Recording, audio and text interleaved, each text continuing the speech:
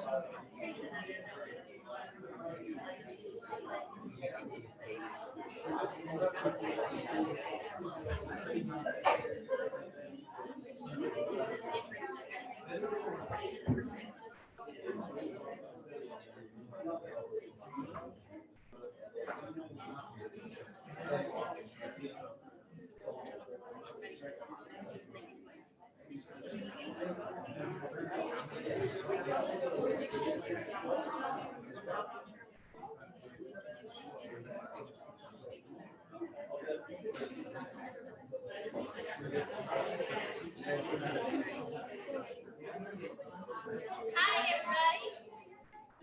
I'm going to go ahead and officially call the meeting of the Marion County Board of Education to order. It is so wonderful to see a full house. I can't even tell you how great it feels. So thank you all for being here and for joining us tonight. I'm going to hand it over to Mr. Sammy Tate, one of our, and ambassador duties one more time. All right, if everyone will join me in rising pledge. Attention, salute, pledge. I pledge allegiance to the flag of the United States of America and to the republic for which it stands, one nation, under God, indivisible, with liberty and justice for all.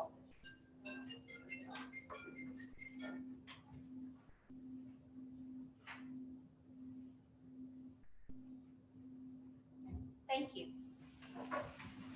Sammy, why don't you tell us about what you got going on this summer and what's coming up for you this fall? Well,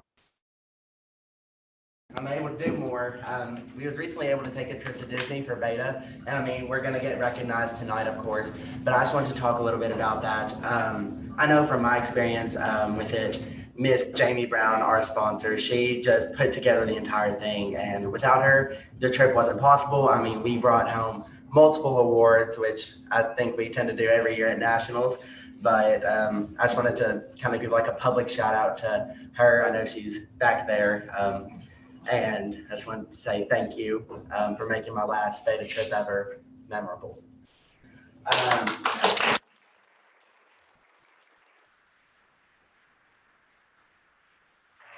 I didn't even introduce myself. Hi, everyone. My name is Sammy Tate, and I am an alumnus of the Marion County Public School Student Ambassadors after this year. I am the son of Buddy and Gretchen Tate, and I will be attending the University of Kentucky to major in political science this fall. Some things that are going on, of course, I said beta. We just had our national convention, senior, junior, and elementary schools did.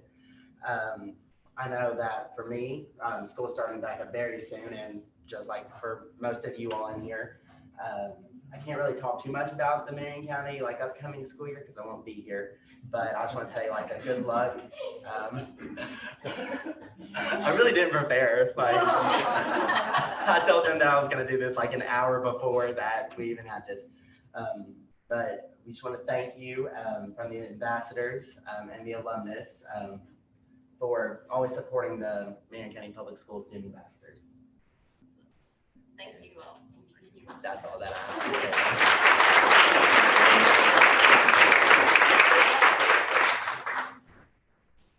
Next item on the agenda is communication and recognition of all of our betas.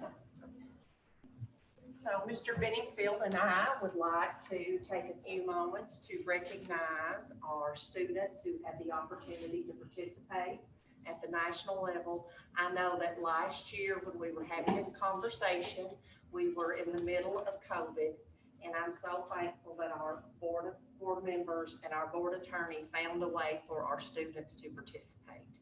And appreciate you all following all the protocols and jumping through all the hoops that we had to do so that we were able to attend, because that's a once in a lifetime opportunity.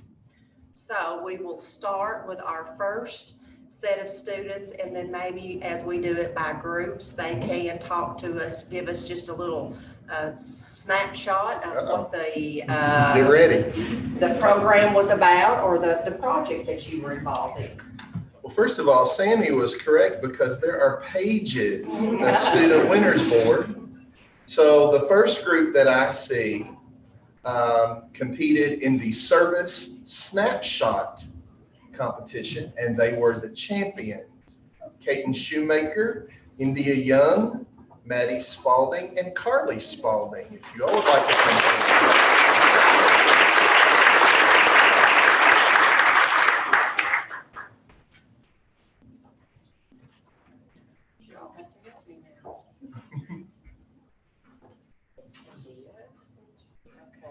That gives them some time to think, because you told them they had to speak tonight. Maddie. And see, I'm pretty good on that. It's cool. Girls, you want to congratulations and tell us a little bit about maybe the title, and you can do it. Now you did it at the national level. Okay. Our service project this year was called Sunshine and Smiles, and unlike some of the other schools that we saw at nationals, our service project consisted of multiple small service projects included into one. And we just thought that with COVID and everybody's mental health was just very affected by that. We thought we would bring back the sunshine and smiles into our school and community. So.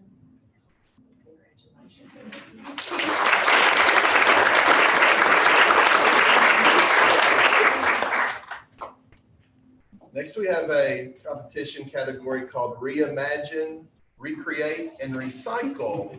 5th place winners in the nation, Caden Shoemaker, Maddie Spalding, and Grace Mattingly.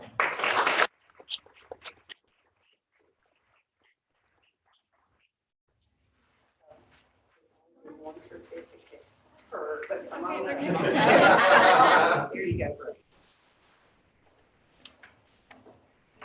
All right, ladies. Okay, so we had to create an animal using recycled objects. So we created Hank from Finding Dory because he represented all 4 pillars of Beta. You like to add anything? It was very challenging. Is this something that you did at the national convention there, or did you bring Hank with you? We brought him with us. Okay. All right. Very good. Thank you. Congratulations.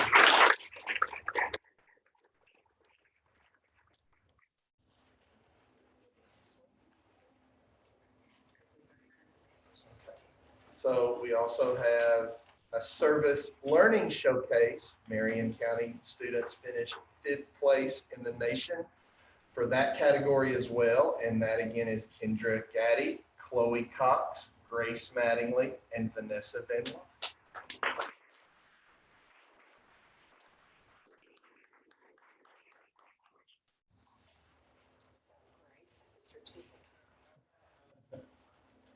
I'm gonna pick. You look a lot alike.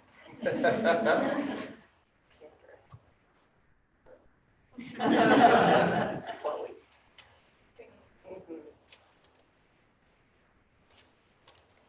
So, ladies. So we brought together all the service projects that we did, kind of like the Sunshine and Smiles. And we just did a lot of small projects and put them onto one board and just showcase all of the things we did over the school year. Would you give us an example of one of the service projects? You can do it. Some of them picked up trash, and then there was some writing on the windows of inspirational quotes from students. Awesome. Thank you. Congratulations.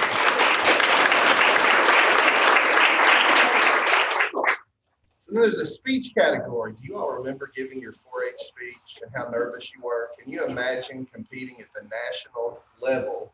Well, India Young got 9th place. So at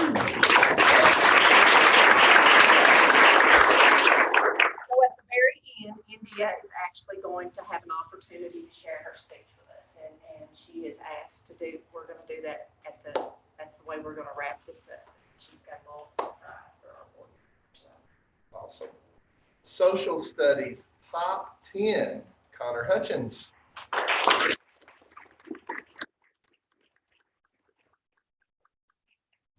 Very welcome. So did you have an opportunity, did you take a test before you went to nationals or when you got there? I did it virtually from home. I just had to log in. It was like 50 questions. It wasn't a lot.us. You must know a lot beyond the US. So top 10, that's pretty awesome. Thank you. Congratulations. Next, we're going to learn about Fiber Arts Division 1 because the 2nd place winner in the nation is Izzy Fibers.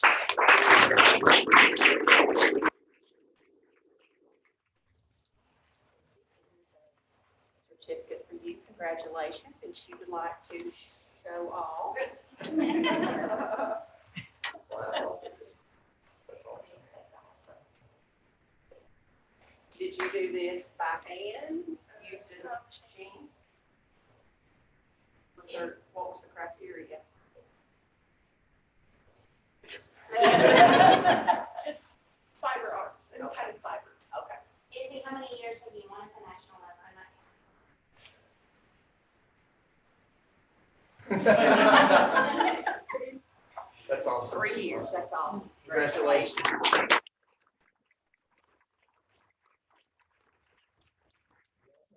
Winner in woodworking, 7th place in the nation, Erica Hoppus.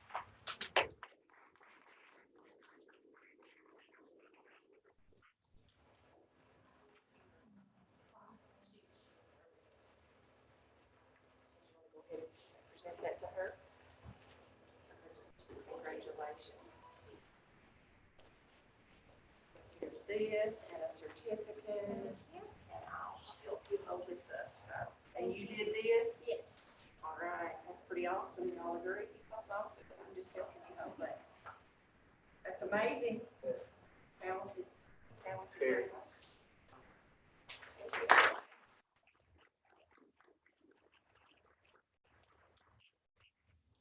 Then there's a category called Lead Outside the Box, and we finished 4th place in the nation. Monty Means, Grant Brown, Caleb Brown, and Sammy Tate.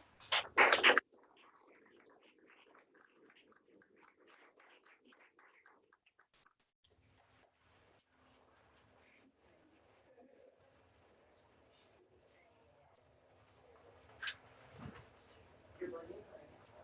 So we have Sammy, Grant, and now Caleb. And Caleb, would you like to share this? I wasn't even present for the presentation. Well, now we're making up for it.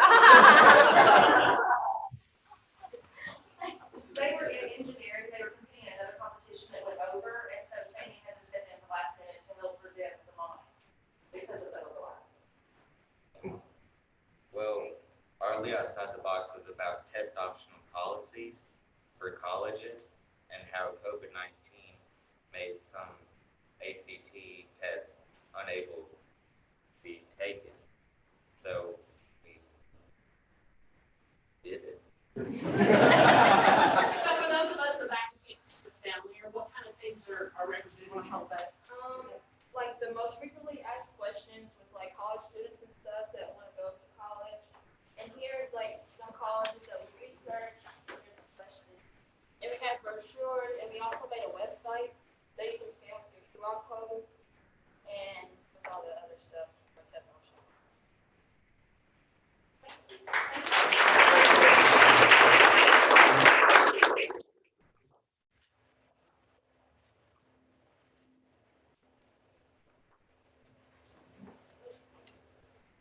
.3D Design, 9th place in the nation board, Emma Peterson, Samuel Thompson, Gabe Nelson, Zachary Essex, and we're going to have to see Sammy Tate again.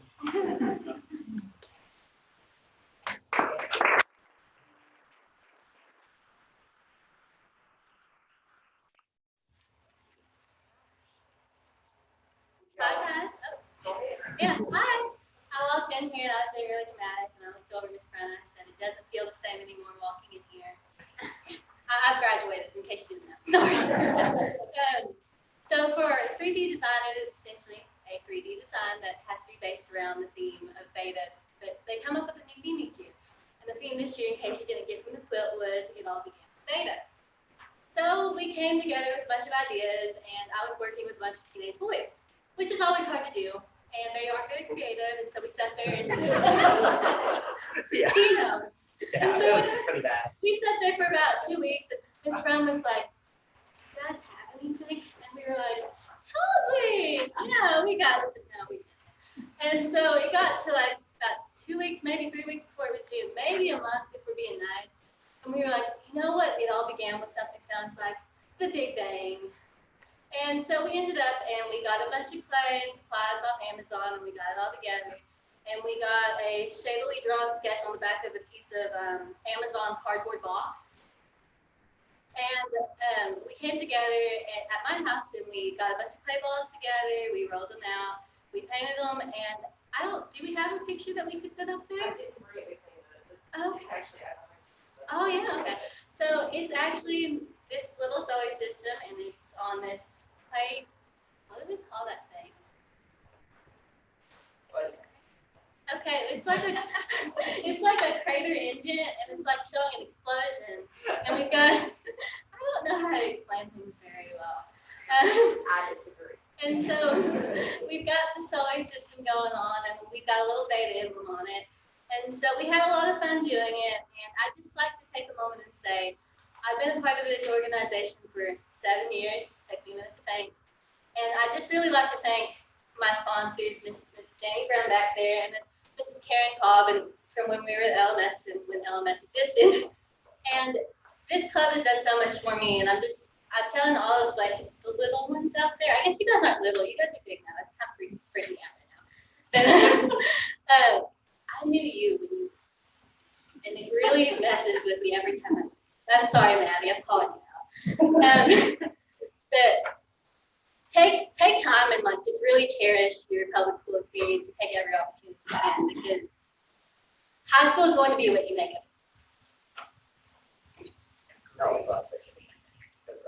Oh yeah, I'm not going to cry.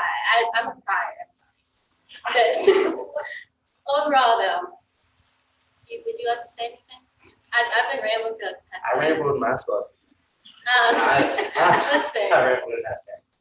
But just a big thank you to everybody, and then I'd also like to say to all of the other kids who have spoken up here, I've been speaking at board meetings like for a while now. And every time I get up here, I still get nervous. And I just like to give a big shout out to you guys who came up here and spoke, because it takes a lot of courage to do this. We got a pretty nice open house, full house up here. But overall, that was our project. It's good seeing you. Peace out. We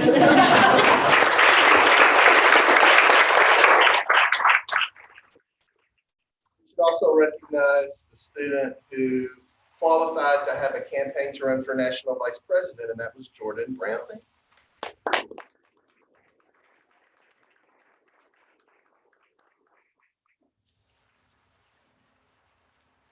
And so now we're going to take just a few minutes and give India the opportunity to address the audience. So the overall theme of beta this year was, as Emma and the quilt said, it all began with beta.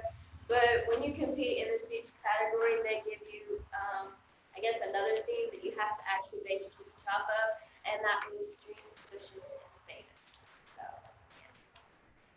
Dreams, wishes, and goals. We've all asked if they were all the same our entire lives, but have never truly been satisfied by an answer. To put it this way, no.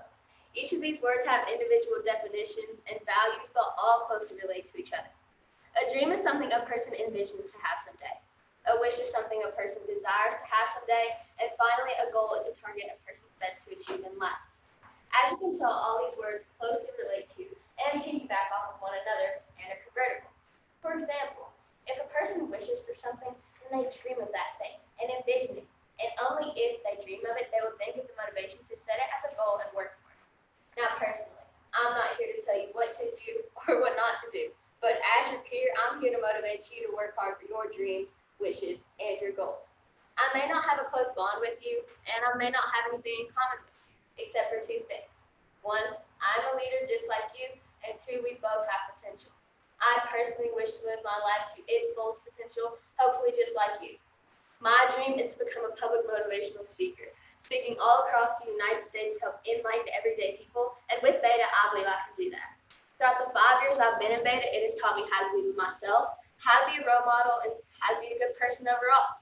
As the great Walt Disney once said, all our dreams can come true if we have the courage to pursue them. So now I encourage you to go out into the world and find your dream. Once you do, set it as a goal and work as hard as you can to achieve it. Be brave, be determined, but most importantly, be you, because only you have the power to make your dreams a reality.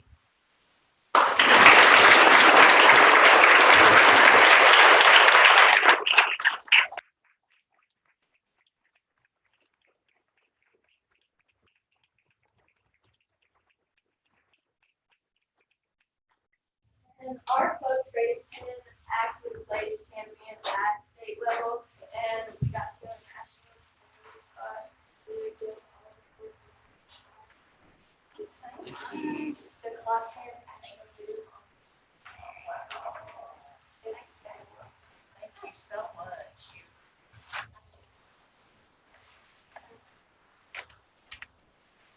Congratulations to all of our betas. Thank you all again so much for joining us again. good it feels to have all of these recognitions, to have students join us in the boardroom again, to just enjoy and celebrate all of these positive things that are accomplished by our students here at Marion County Public Schools. So continue to do the wonderful work that you do. We will continue to support you in that work, and have a great rest of your summer. Thank you. I mean, y'all really are outstanding. I can't wait for the future. They are the next generation, and I mean, during Believe Achieve, I mean, you nailed it. And just think you got an opportunity to speak to how many people? How many people? Well, there were 32 candidates in person, and we don't really know how many people did virtual. And then in the room, there was like 5 or 10 of us at a time, but there were also parents and guests. And I've just been speaking for so long, like y'all said, 4-H speeches got me hooked, and I've done any speech thing I can get my hand on. So. I think you are very likely the first person in history to say you were hooked on public speaking. She graduated from state level 4-H. So we're by end of July. Well, the end of July. So, thank you all for coming, and thank you for getting up here in front of us and just reminding us this is what we do and why we do. And want a big shout out to our sponsors, Ms. Clark, Ms. Gall, Ms. Shoemaker, Ms. Brown. I don't want to leave out anybody. Ms. Bartley, Mr. Durham. So we have a lot of volunteers that attended as well. And thank you to all those parents who continue to support your kids and you know, take them to Disney during the summertime, June in Florida. I mean, so thank you all to all of the parents and grandparents and guardians, everybody who supports these kids to empower them and enable them to pursue their dreams and their goals. So thank you all. And thank you for coming. And if you all feel free, I know that, you know, it's riveting here, so if you want to stay, feel free to hang out, but I'm going to give you the opportunity to cut out too.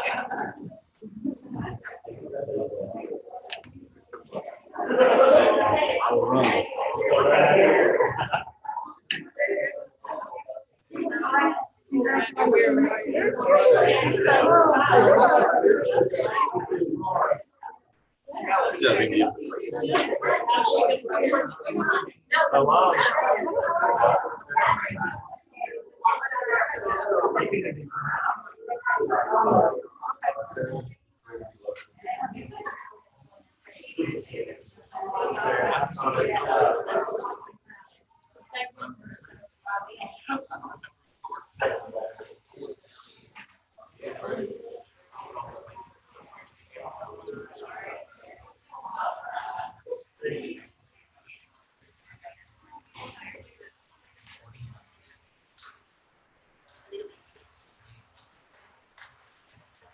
So next item on the agenda is public comments, and I think, is our sign-in sheet still out front?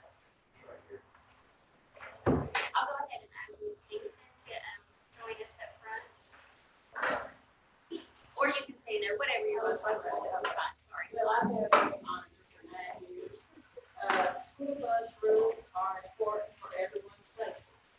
Parents sign off on bus rules every school year. However, when their child gets rolled up for bad behavior, they come to the bus garage to fuss about it. This should not be allowed. When a bus video is reviewed by bus garage administrators, it is sent to the principal of the student. The principal will decide appropriate punishment.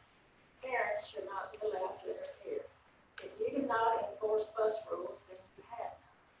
The school system should support their employees when enforcing these rules. Bad behavior on buses distract the driver's ability to drive safely. And I think we also have May Jordan wanting to speak as well.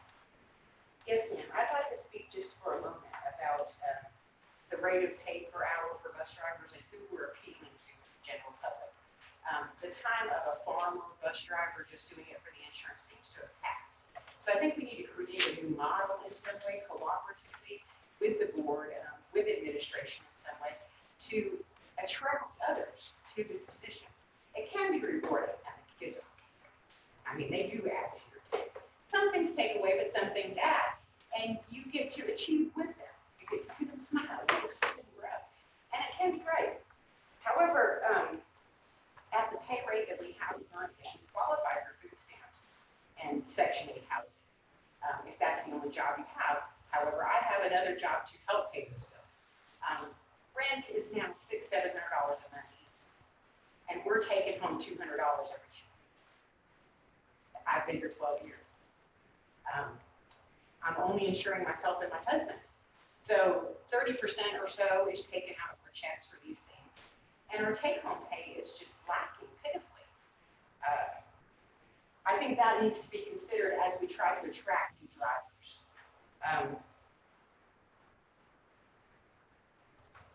There are rules that are in place for our bus routes and our trips. Our trips are paid at a lower rate, and I'd like to know why that is. We're allotted time for pre-trip and post-trip on our field trips, but we are not allotted time on a 2-hour bus route. My route is an hour and 45 minutes. It takes about 30 minutes to do a pre-trip. It takes about 10 to 15 minutes to do a post-trip. Now on a 2-hour and 45-minute drive time, everything goes perfect. There isn't any allotted time really for me to do a pre-trip or a post-trip, to fill out paperwork, sweep my bus, and perform the other duties of my job. So I would like them to reconsider how these are configured, maybe to even them out from one bus to the other, from one route to the other, or assign a way of paying that more time to the drivers who do put in that more time, because some are longer than others. I would like to see that there's a round-robin system for payment for field trips, for getting those field trips, because that's extra, and that does add to your pay by the end of the month. It seems to go all in one direction, or in a few directions. We've had a lot quit lately, and we're going to start the year 4 to 5 bus drivers short, and I don't really feel about that. So we need to find a way to recruit somehow, some way. What we're doing is not working. And I do see in the paper that Casey County has had a walkout. I do see that Bardstown pays about $18 an hour. I do see that Boyle County pays about $18 an hour. That's starting rate. As a truck driver, I'm paid $20 an hour, whether I drive a cargo van, a straight truck, or a semi for the day. So I think we should be paid at the same route, at the same amount, no matter what we do for the day. If you're a bus driver, you're a bus driver. You get paid at that rate. When you're a secretary, you don't help with teaching for the day and get paid less. You don't help in the cafeteria as administrator and get paid less. You still get your administration pay. We are constantly asked to help with the cafeteria, to help with janitorial, to help with extra duties in general. We are not a salaried employee, but we were asked last year to give up our regular jobs and take time away from them to be here for more hours to make up time. And I understand that we owe you. We have to make up time. I understand that there was money paid out for us to remain employees and to keep our health insurance. And that's wonderful. I wanted to keep my health insurance. That was very important to me, and also very important to my husband. We all have conditions, but I don't feel that our health or our health insurance should be weaponized against us. And we should go to our other employer and say, wait a minute, Marion County Schools feels that they're more important today, and I can't come to work today because I have to make up hours in the middle of the day when I normally don't work for them. There has to be a way that we can even this out so that everyone feels satisfied, important. We recruit more drivers, and we make it an appealing job. The kids make it appealing for me. The insurance makes it appealing for me. The involvement in the community. As a person who suffered with cancer at a very young age and I was unable to have children, I love being around these kids. I love it. But we have to find more than that. It can't just be self-satisfaction. There has to be a financial. Do you have any questions? Is there anything you'd like to ask us? Well, and I think the next time on the agenda is discussion of what's going on at the bus route.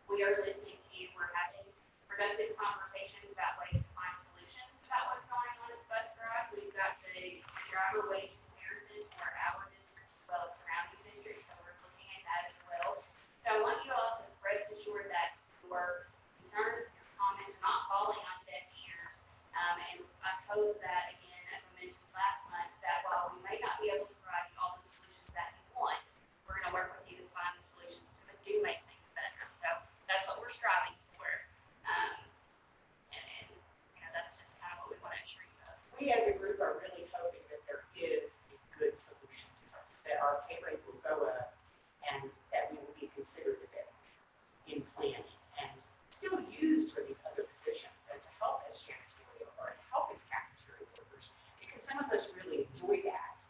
And it does increase our pay. We don't want to be kept out of that. But we do want a solution. I approached last year at the beginning of school and addressed some concerns about the makeup time and addressed concerns about the pay rate and how they were different in different counties and do something. So I've spent a year campaigning with my supervisor where I've approached him at least a dozen times and I've seen no progress at all. So I'm really hoping that by coming here, I've made a step to help change that.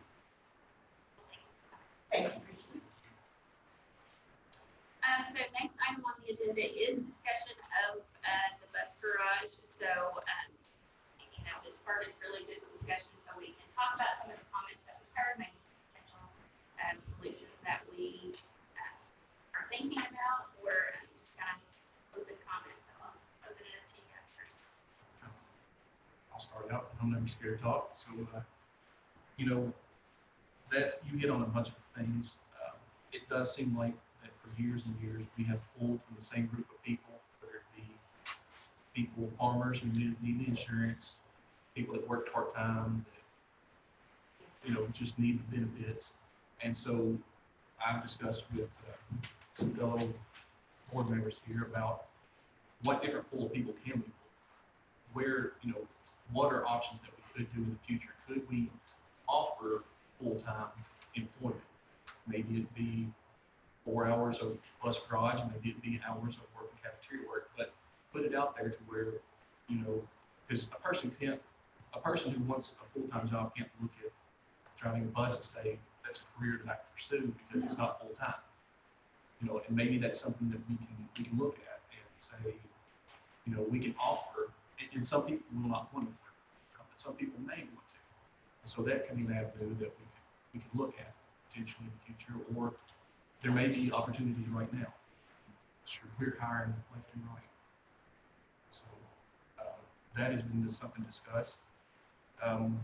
As far as bus driver wage compensation, we have several counties here that we're looking at. We're looking at averages, and we are below the average. That's something that does concern me a lot, actually. But it's something that's open for discussion, I hope. I'm a previous bus driver. Started from the 80s on, so I know what you're looking at. It's been the same thing over and over and over for years. So it's not, nobody's listening, they're listening, just that everybody's trying to stay in tune with everybody else. But I don't work for other counties. One moment. Just 1 second, Ms. Jordan. It's a discussion amongst the board members. So it isn't really a question or response. If you'd like to be recognized, ask the question and ask to be recognized. But right now, this is kind of a discussion amongst the 5 of us. When I say I'm looking, we've been looking at, we don't want to be the same as everybody else. We want to be better. And we're trying to get there. But sometimes it takes a while to get there. We're all still kind of new at this game.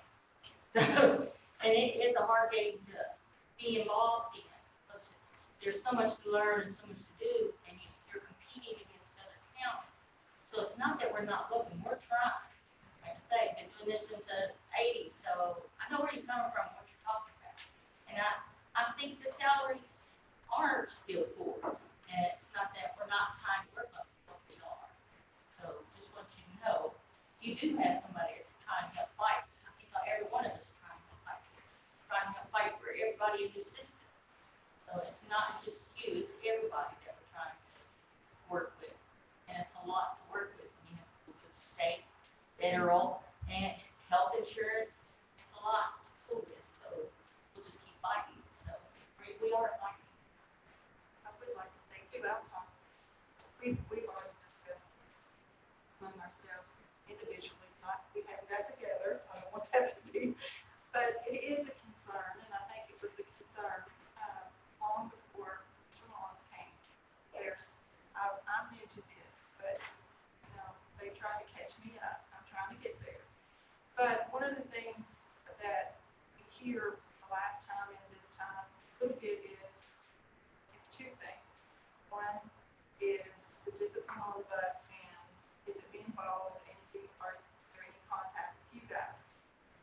second thing is, the hourly wage, but also the hours to make it a full-time position. So there's really two issues I'm seeing here. At first, we thought just one was just, so to really have your voices heard, we talked about a committee.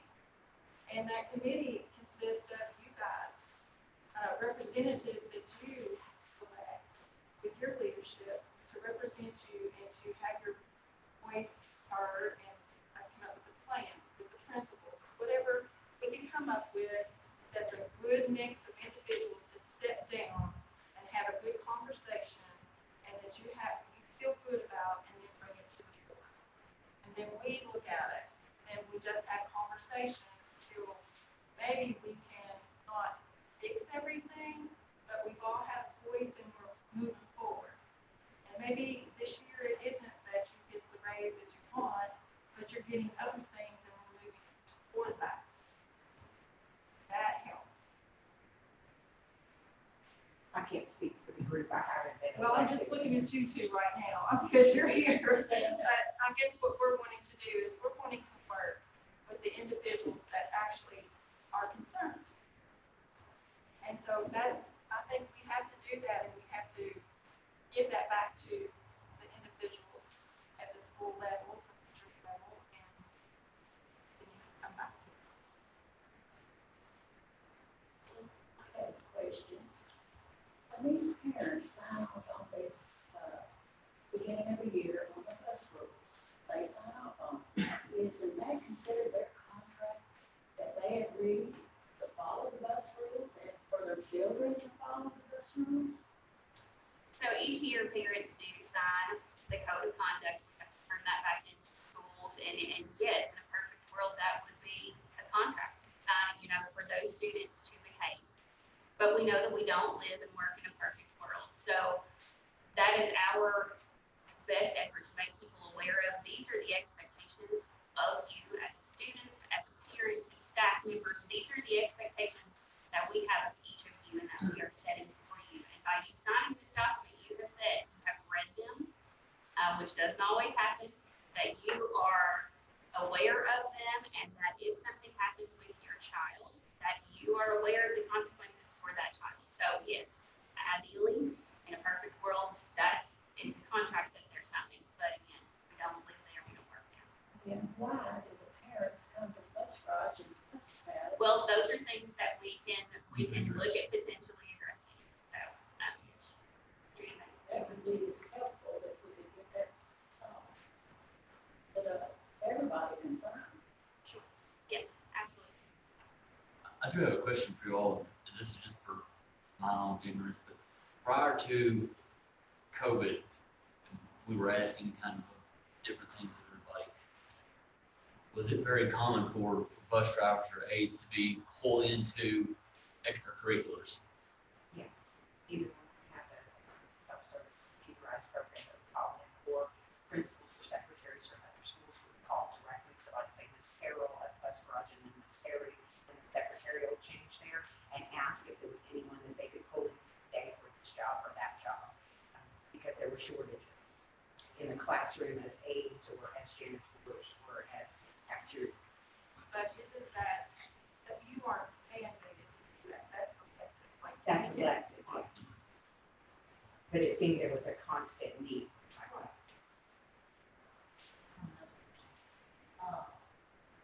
So some of you are wanting more time and some are not.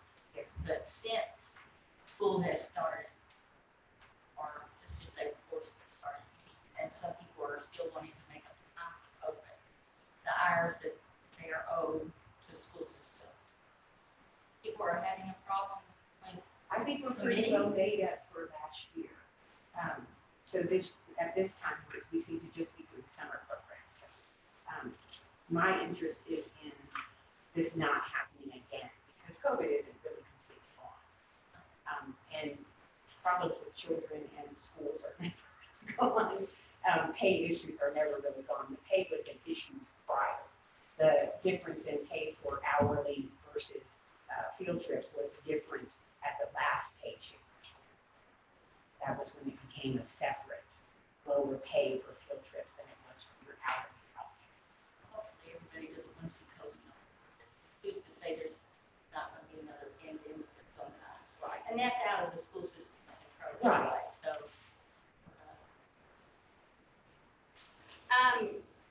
I've had lots of conversations with lots of different people on what's been going on, and it started during the pandemic and during issues there and kind of what we were seeing. And I think we do have an opportunity to address a lot of the issues that we have going on through positive and productive conversation. I do think that it would be a good idea for us to establish a committee. My only, suggestions for that committee is, number one, that it be very focused. This committee is an opportunity to improve things. It's an opportunity to make things better. It is not an opportunity to engage in long-term complaint sessions, because we can hear the problems, we can discuss the issues, but if we don't ever get past that, then we're never going to achieve a solution. So I wouldn't want a committee to devolve into a long-term gripe session. I would also want anybody who is serving on that committee to come in that service in a very productive way, a constructive way, a collaborative way.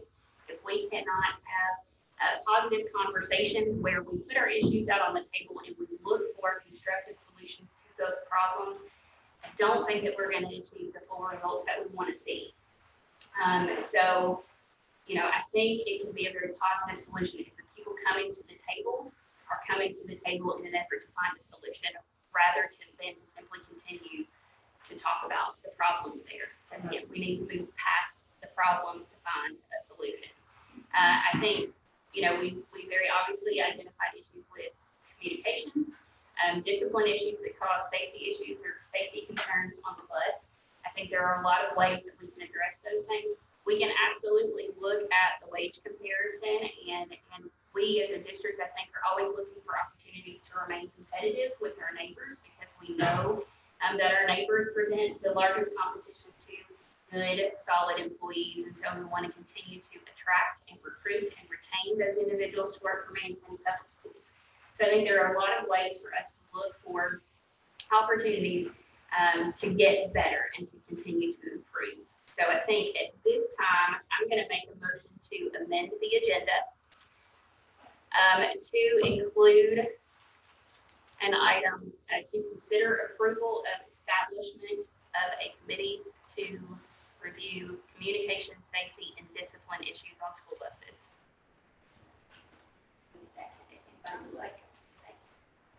Questions, comments on that? In this committee, I think it needs to be more, a few organizations. Absolutely. Involved, not just now.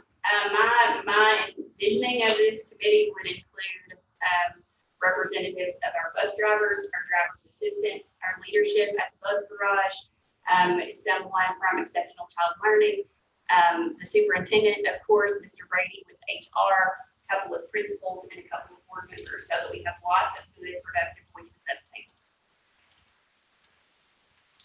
And as far as the people, I guess it would put the power in your hands as to elect a couple of people that you would want to represent you, that could have these discussions. That way, you know that you're represented. And, at the same time, anybody should be able to be welcome to these meetings. Absolutely. It shouldn't. With it being a board committee, all meetings would be open to the public. So. But yeah, I do think that is a good idea, is that any representatives from the bus garage, whether it's with the drivers or driver's assistants, be selected by the employees at the bus garage. I wouldn't want anyone to feel like their voices weren't being heard because the board somehow selected those individuals. So it was a recommendation or a suggestion by Ms. Spalding, and I think it's a good one. Can I make a couple comments just in regards to just the salary components, and just kind of bring you up to pace with what drivers go through now. Drivers do have an endorsement that not all of our employees in the district have, and I think speaks highly of them. And because it's just such a process to do that, you got to gotta do your four permit tests to get that. You gotta go to E-Town to get your background checks now, because we can't do those locally like we once were able to. You got at least 4 weeks of training, either on theory and practice, where it's more pen and paper and test and study. Then you have your behind the wheel training that goes along with that. That's going to increase even more on February 7th, when we have our entry-level driving training. Those are the new federal requirements that take place at that time. So I just want you to be working on some of the things that go into earning that certification. Right now, it's currently a 4 to 6 week process. Sometimes we have drivers who are fortunate coming off retirement, have things they can come in and they can stay home and they can do that training without having an income coming in. I would like for us to look, the possibility of hiring them as a full-time driver assistant while they go through that training, so they can start earning some income while they're going to do that process, rather than having to. We do pay them after 90 days of service. We pay them for 40 hours of training, but it doesn't help that immediate pay the bills, what you need going on. So I think that's kind of putting us, for some drivers, it's not helping, that time lapse there is not helping them get the training they need to be successful with it. Some other things there, in some of the trainings I've been to this summer, some counties do what they call shift differential, because they are really the only set of employees who come in both in the mornings, they have the break in the afternoon, they come back, to take kids home later in the afternoon. So that's something they use as compensation.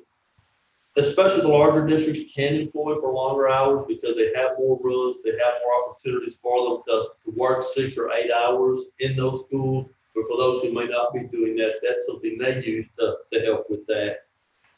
And just really want to stress the level of responsibility that those drivers do have on any given day. I mean, you're on an island on your own out in the county. You don't have one grade level. You've got anywhere from kindergartners to 12th grade on that bus. Something goes wrong, it's not like you can go to your, teacher next door or your principal and say, hey, somebody come help. It's just that extra added responsibility I hope to be factored in when we're looking at, some of those salary considerations you may be given. We're blessed. We have a great group of drivers, and some of them are just to that point in their careers where they put their 20, 30 years in, and I hate to see them leave, but I know if not this year, in the next few years, many of them are to that point in their careers. And like Mr. Jordan said, we just need to find a way to maybe revisit that model or look at what we can do to continue to recruit good people into those roles, because we don't want just anybody driving a bus. We want high quality individuals who we feel safe with our children on those buses, who show up every morning. We talk about it every time at our trainings. Many times it's the first face those kids see in the morning. It's the last face those kids see when they get off that bus. And it really does set such a tone for those kids as far as what that day goes on. Those drivers see what those kids go home to every day. They get to know those drivers, especially when we're on those routes for extended periods. And those relationships, really help foster those students' success. Thank you. A motion and a second on amending the agenda first. So all in favor? Aye. And I'll make a motion to consider approval of establishing a committee on communication, safety, and discipline on school buses. I'll second. Any questions or comment on that part? All in favor? Or go ahead, sorry. Who's going to establish exactly people with the exact mail, and when will that be established? Between now and say, next board meeting, or? So I think we're establishing the committee now. I know that the appointment of board members will have to be done in a board meeting, so we can look at dates for that. And I think we've got some potential options coming up here soon that we can get those appointments made. As far as the other individuals to serve, how exactly do we define the parameters? Do we? Well, you had mentioned myself, Mr. Abel, Mr. Mills, Mr. Brady, Ms. Sharp. Yes. So those folks are in place. You have made your suggestion that the folks at Bus Garage would elect two drivers and two drivers assistants. And then the only other would just be how many principals, and I could have them elect. Then, we could do an elementary and secondary. Yeah. I think That would be good. 2 principals. And we can do our elections, our driver update training in early August. That would be one of the next times that all the drivers would be together, to do something of that nature. But, you know, in August will come soon enough, but we do want to keep the communications wide open, you know, keep them going. Yeah. So, just because we have set dates for this meeting and going on, just know that we're still open to communicate, so. Then I have a question about the hourly pay and changes in that. When do you see that coming down the line? You know, we typically look at, conversations about salaries when we adjust the salary schedule. We've made a couple of adjustments. I think we can absolutely, as a board, have conversations about what we'd like to see for hourly pay. I think that's more of a board conversation than it necessarily would be a committee conversation. Right. As I mentioned, we've got the wage comparison, so we can put that conversation on the agenda for August. Can I ask a clarification? Absolutely. When you were talking, you said, and maybe I got this wrong, but I want to clarify so we all know. But when you are driving the bus, you get this pay. When you go to do a janitorial job or to lunchroom, you get the same pay. No. Okay, so I think that's the problem too, is what they're looking at is, so are you going, so you're looking at, you would like to have, there needs to be some options on the table. There needs- Like when the committee comes together, they just don't want. Well, again, pay is gonna be a board conversation. Yeah. So, The formula that we work with now is that if you sub as a janitor for the day, you're paid at first year janitorial pay, even if you've been here 12 years. You're paid at first year pay as a classroom aide, even if you've aided in the classroom for 4 or 5 years of the 12 years you've been here. You're still paid at first year pay for that position, as well as not being paid for the position you're actually hired for. And that's, So those rates are that's very why different. that we're gonna have HR in there because he's gonna know the regulations that we have to follow when you go from one job description to another job description. And it's not that we're not wanting to pay you, but when you have a different job description and you remove yourself from that position and you go to another position, and I think he's gonna be able to really help understand that, and then we can, as a board, talk about that. right, but again, pay is gonna be a board discussion, not part of the committee That's right. conversation. So, on the formula, is that formula for payment when people are substituting in different positions, is that a board policy that we establish or? Part of the salary schedule. Okay. I have a question.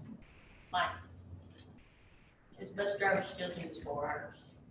Is that what it's considered 4 hours? Yes, ma'am. And if there are considerations where that route does go over, like Ms. Jordan talked about with the pre-trip and the post-trip and the other requirements going with it, we do add some hours, but that's just more on an individual basis. After we look and see what that looks like. We can extend some of that. So we have broken down and looked at the lengths of all the routes. We've done some of those things in our years of summer after looking at the tapes. We have a good idea of what routes that may need to be more, to look at more closely, I should say.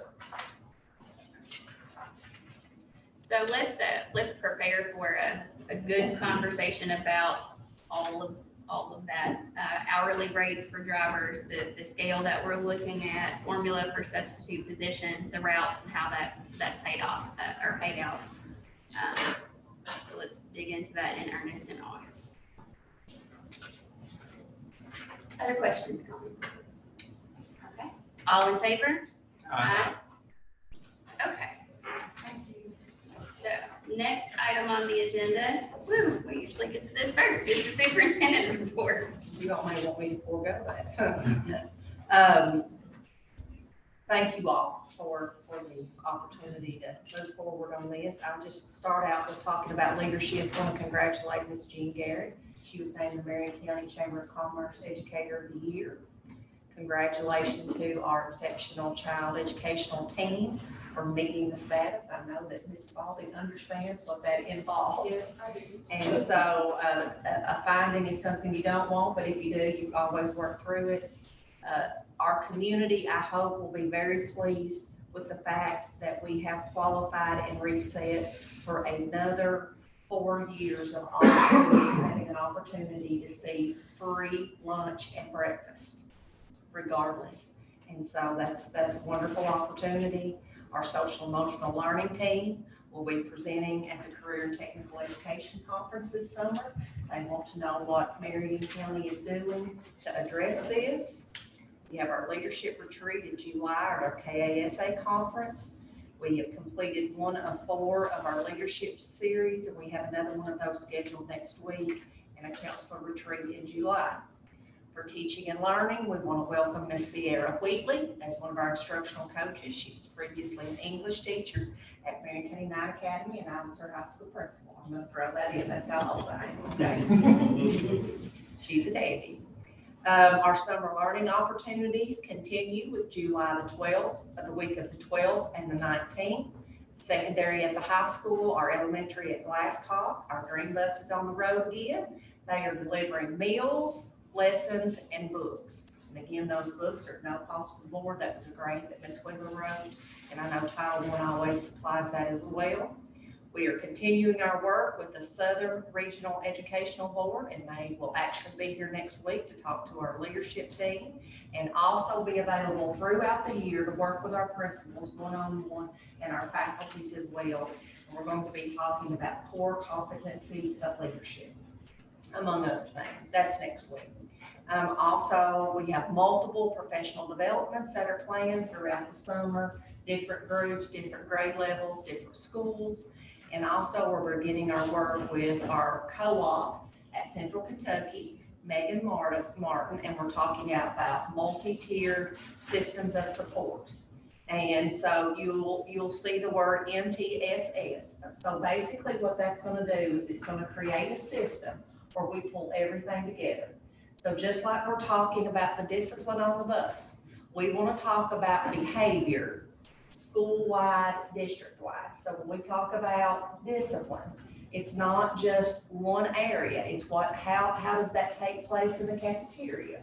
What do you do in the hallway? What do you do at an assembly? You know, it's about teaching children what is appropriate and not appropriate. And then when things aren't appropriate, how do we have some restorative practices in place as well? But we want to put that in a multi-tiered system because all of that impacts teaching and learning and academics. So you all have heard me spend a lot of time talking about the whole child, right? The physical health, like the lunchroom, the meals, and the healthy, you know, a healthy school environment, the academic health, and the social, emotional, mental health. We want to pull all of that together, and we want to create a system. So when we have monthly leadership team meetings, we're not just going to be looking at data. Remember the red, yellow, and green that we used to pull up all the time? We're going to be looking at all that data. What does attendance data look like? When we talk about interventions, you know, how often are children getting interventions if they're not reading well?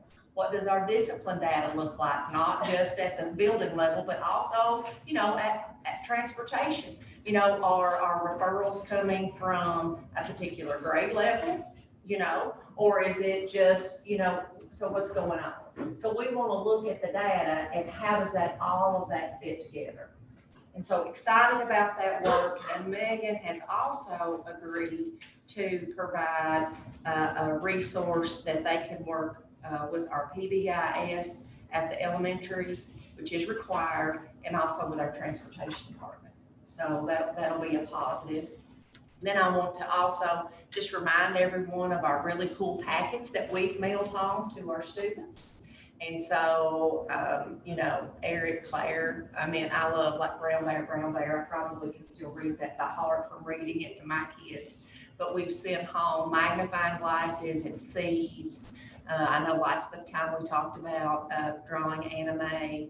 And then you can see the books that we have sent home. And so even though COVID made things a little bit different this year and our summer dreaming academy looked very different, we wanted to make sure that our kids still had academic opportunities at home. And this way, every child had an opportunity because every child, it was mailed home. And just want a big shout out to our central office staff here that made sure that all those mailings went home. So we're talking 1,400 mailings went home. And so that's a pretty big deal, I think. High expectations, we've got our kindergarten jump start.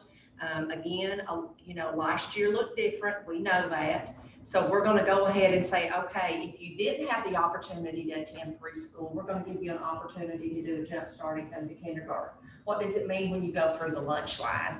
Maybe they've never packed that tray through the lunch line, right? What does it mean to open a carton of milk? And so that's a big deal. If you've ever done cafeteria duty in an elementary school, that's a big deal. You agree, Mr. Mattingly in the back? Yes, sir. And we're going to continue with our preschool screening. So we're going to have another round of that, August the 13th.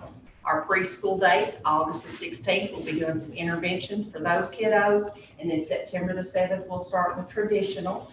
Last board meeting, we talked about, we approved moving one preschool classroom from GES to Calvary. And you can see, I've got the numbers up there for you all to look at. So we still have several open spots available. Now, when we say that we have 13 students at Calvary, that could mean that a student will not actually start attending until November because they are transitioning out of a second steps program, okay?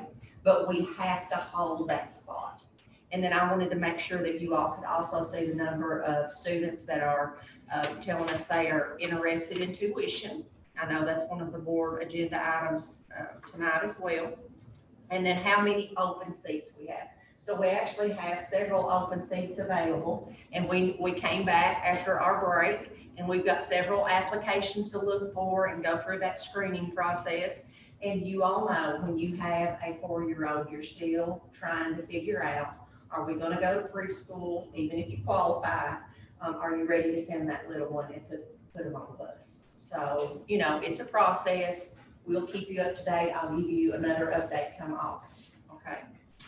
Market Connect and Communicate, just a shout out to Lebanon Enterprise. We're going to partner with them and we're going to do a countywide edition. And that'll be an opportunity for all of our principals to write a letter to everyone. It will go to everyone's mailbox free of charge. They're going to get all that. So, and then we'll have some opportunities to advertise for some things, put some information they can cut out and hang up on the refrigerator, things like that, just important phone numbers.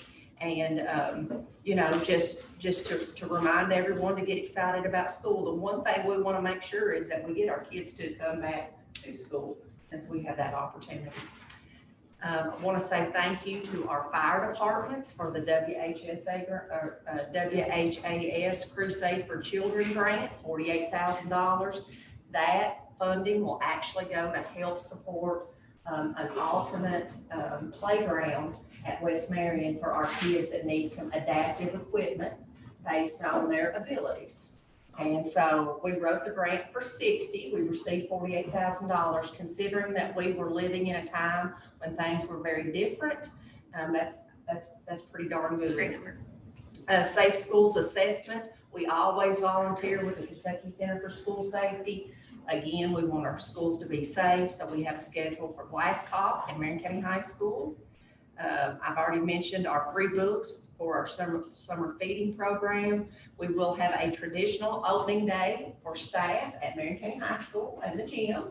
So we'll be able to bring everybody back together. And Kim is telling me that the first day of school for students is not 7. Is it 7 weeks away? No. 5 weeks. The last board meeting, it was 8. So anyway, you know, wishful thinking, correct? So our first day is August the 11th, and we do have 2 big dates already scheduled, which is our Mental Health Summit on September the 11th, and also our Spring Summit, which is May the 5th, which is a wonderful opportunity for you to see young people in a room talking to us about the initiatives that they are a part of and give us an update. And also it gives the community an opportunity to let us know what they see the future holds for Marion County. So lots of good stuff. Anybody have any questions?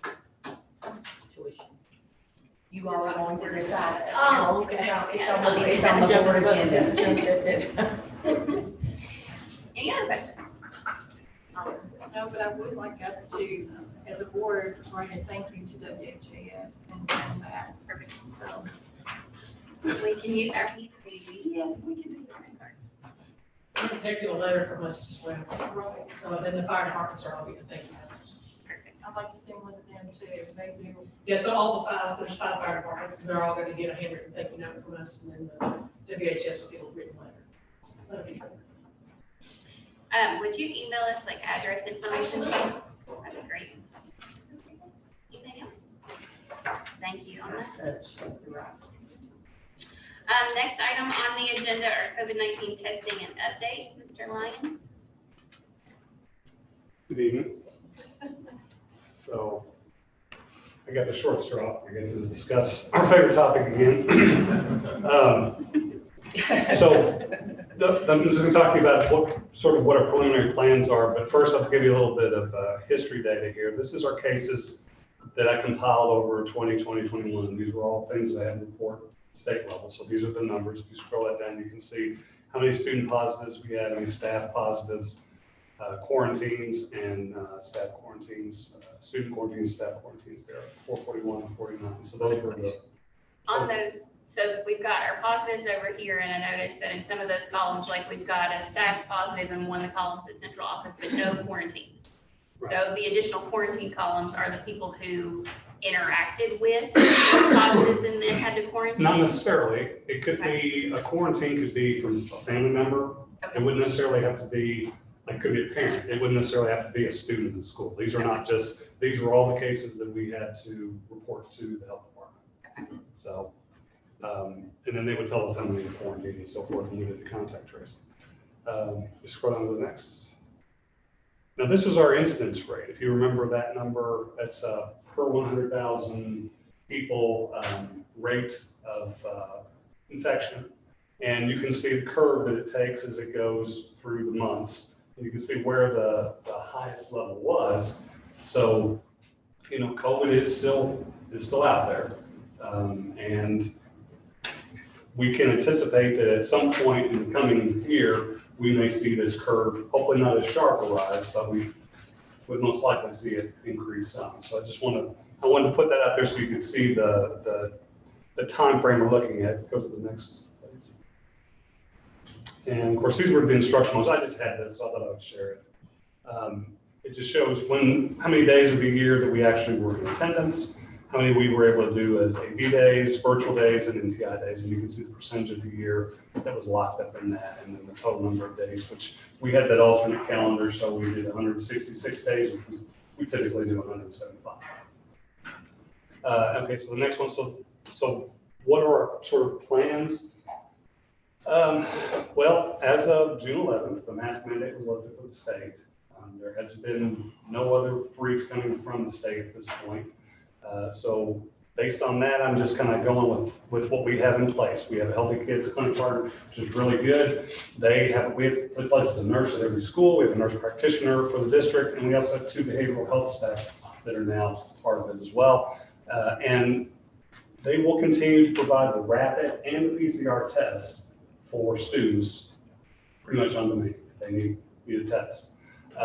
They also can provide the COVID vaccines for 12 and above. Right now, that's the only age group that has been green lighted to see, and Pfizer is the only one right now. But Moderna is set to get that status as well.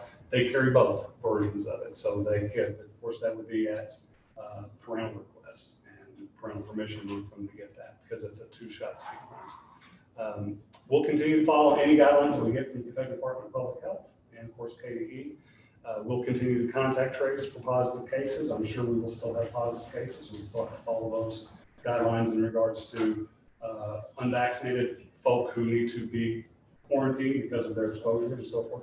And we did get a waiver from the state to allow virtual attendance at K through 5. We already had Marvel set up for 6 to 12. So now we have that ability for K through 12.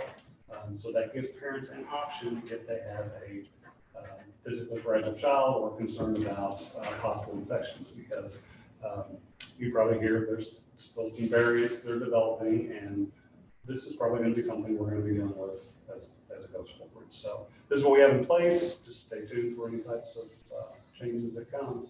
I'm sure they'll let us know first. Are we making parents aware of the process for requesting placement in the Marvel program for their children? Like, how is that information getting out to them if that's the option they want to pursue? I can answer that. Miss Murphy and Miss Cox actually have even sent another email out. We have identified the students that were on distance learning at the end of the year. And so every counselor, it's broken down by school. So each counselor is making contact, making it like phone calls with those parents to find out, are you coming back to school or are you going to continue at a distance rate? And that's going to be an ongoing from now until that very first day of school to make sure that we've got. And then as you all know, many times students show up on the first day, we hadn't heard from them the entire time. So we have a list and we have spreadsheets and we are documenting those phone calls that are made and the information that we are receiving. I have a question. The students that will be coming, will they have that option of pulling out again, or will they be staying in school, every so many quarters? No, we're not going to be doing that. Once Okay. you enroll, you are here. enrolled. Okay. We did that because of Right. the current state, so to speak, that we were in. So I just wanted to make sure. yes, that was a hurdle that we had. But the good thing is now that you've got K through 12 virtual, in case we did have an issue that we needed to go for a few weeks or a month or whatever. So we're gonna be a little bit better prepared for that. I know last year the teachers, I just have to shout out to everybody. I mean, being a part of it and having my family part of that, it was wonderful. The staff, the teachers, everybody that pitched in from the meals, the transportation, whatever, and the principals. Central office, I don't want to leave anybody out, superintendent, but, I just think that they did a wonderful job with the short amount of time that they had. They put a lot of time and effort in it, and I really appreciate it. And I don't have children or grandchildren here, but I might as well, because I have great nieces and nephews, and they're all the range from kindergarten all the way up. So did a great job. Any other questions? Thank you. Thank you. Next up is Chip Southerby to discuss our current bonding potential. And thank you guys for hanging in with us for this long. Happy to be here. My colleague Kelly Merchants as well. Hi, Kelly. See you again. Nice to see you all. COVID and bonding, that's two clunkers in a row.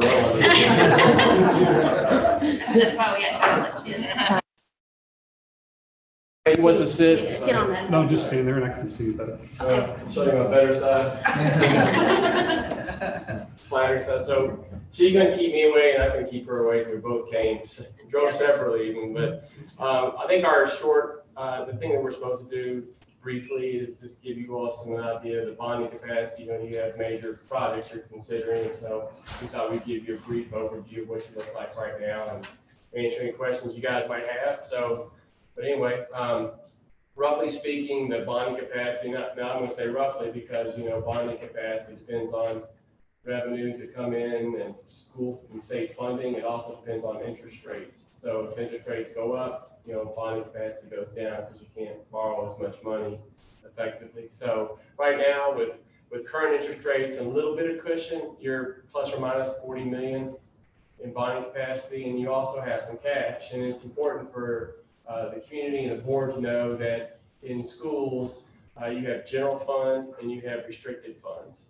And some of the funding that the school gets is restricted to capital projects, paying debt service or paying on projects. And so when we say you have some cash, that's that cash. And that's all it can be used for. You can't use it to pay for other things. So, roughly speaking right now, we know you're talking about the Marion County expansion renovations, and you got Calvary and Lebanon Elementary in the future. So you're maybe looking at doing them in pieces first. So right now you're sitting on about $40 million in bonding capacity, plus or minus, depends on what rates do.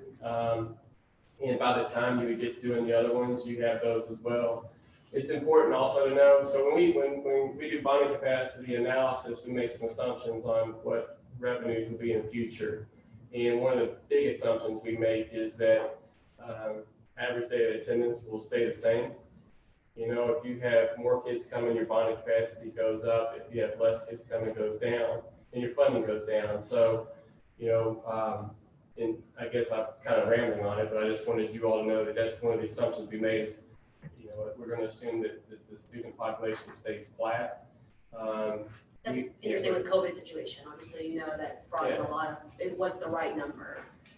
And we've heard talking KD level, they might change the thought of how to calculate ADA. But right now, what we reference is what they've guided us to use at the current moment. This is just flat ADA for the time being. But COVID obviously changed how you look at attendance, given the law and we're virtual.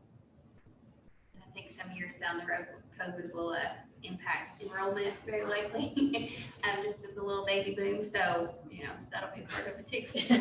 Yeah, definitely. And we'll rerun numbers and look at it from there, but There you go. if we have a back-to-back agenda item again. Happy to answer any questions. We don't want to take too much of your time. You got a big agenda, but wanted to share with you an idea what your bond capacity looks like right now. And we do have a bond that's coming up soon. Yes, you have one school facilities, that's a great point. The school facilities construction offer of assistance, your 2012 issue has an expiration. It has to be sold bonds by February of 2022. So when SFTC offers are made, and actually you'll get a new offer, likely made to you all, and they make them every January. That the board will get the superintendent finance officer get a letter from the school facilities construction commission that says we'll give you this amount of money for 20 years for priority 1 and 2 projects on your facility plan. And the board will have 30 days. You'll have to accept the offer in a public meeting and then provide that confirmation to the school facilities construction commission. And then in the next budget, it'll get funded. So you won't have access to that next offer until July of 2022, your fiscal year 23. But so that's correct. There's one offer that will be expiring unless utilized by February of 2022. We anticipate capitalizing on that with the high school We project. are. You know, speaking of the SFCC offers, there's a couple issues that you have. Well, we might be back at some point in time. You never know with refinancing opportunities. Right now, there are no refinancing opportunities for the board, but you have older bonds that at times, as we kind of approach their a certain date when we can refinance them, it might make sense to refinance. They don't right now, but there are 2 that pay off pretty soon. One of them is an SFCC offer, the 2012, and then there's another 2012, I think, that drops off here in several years too. So anyway, just also know that, you know, there's no refinancing opportunities right now. We pay attention to them. Thank you all. Thank you guys for coming all this way. Yep. And Well, hang around. Next item on the agenda is Maker's Mark update.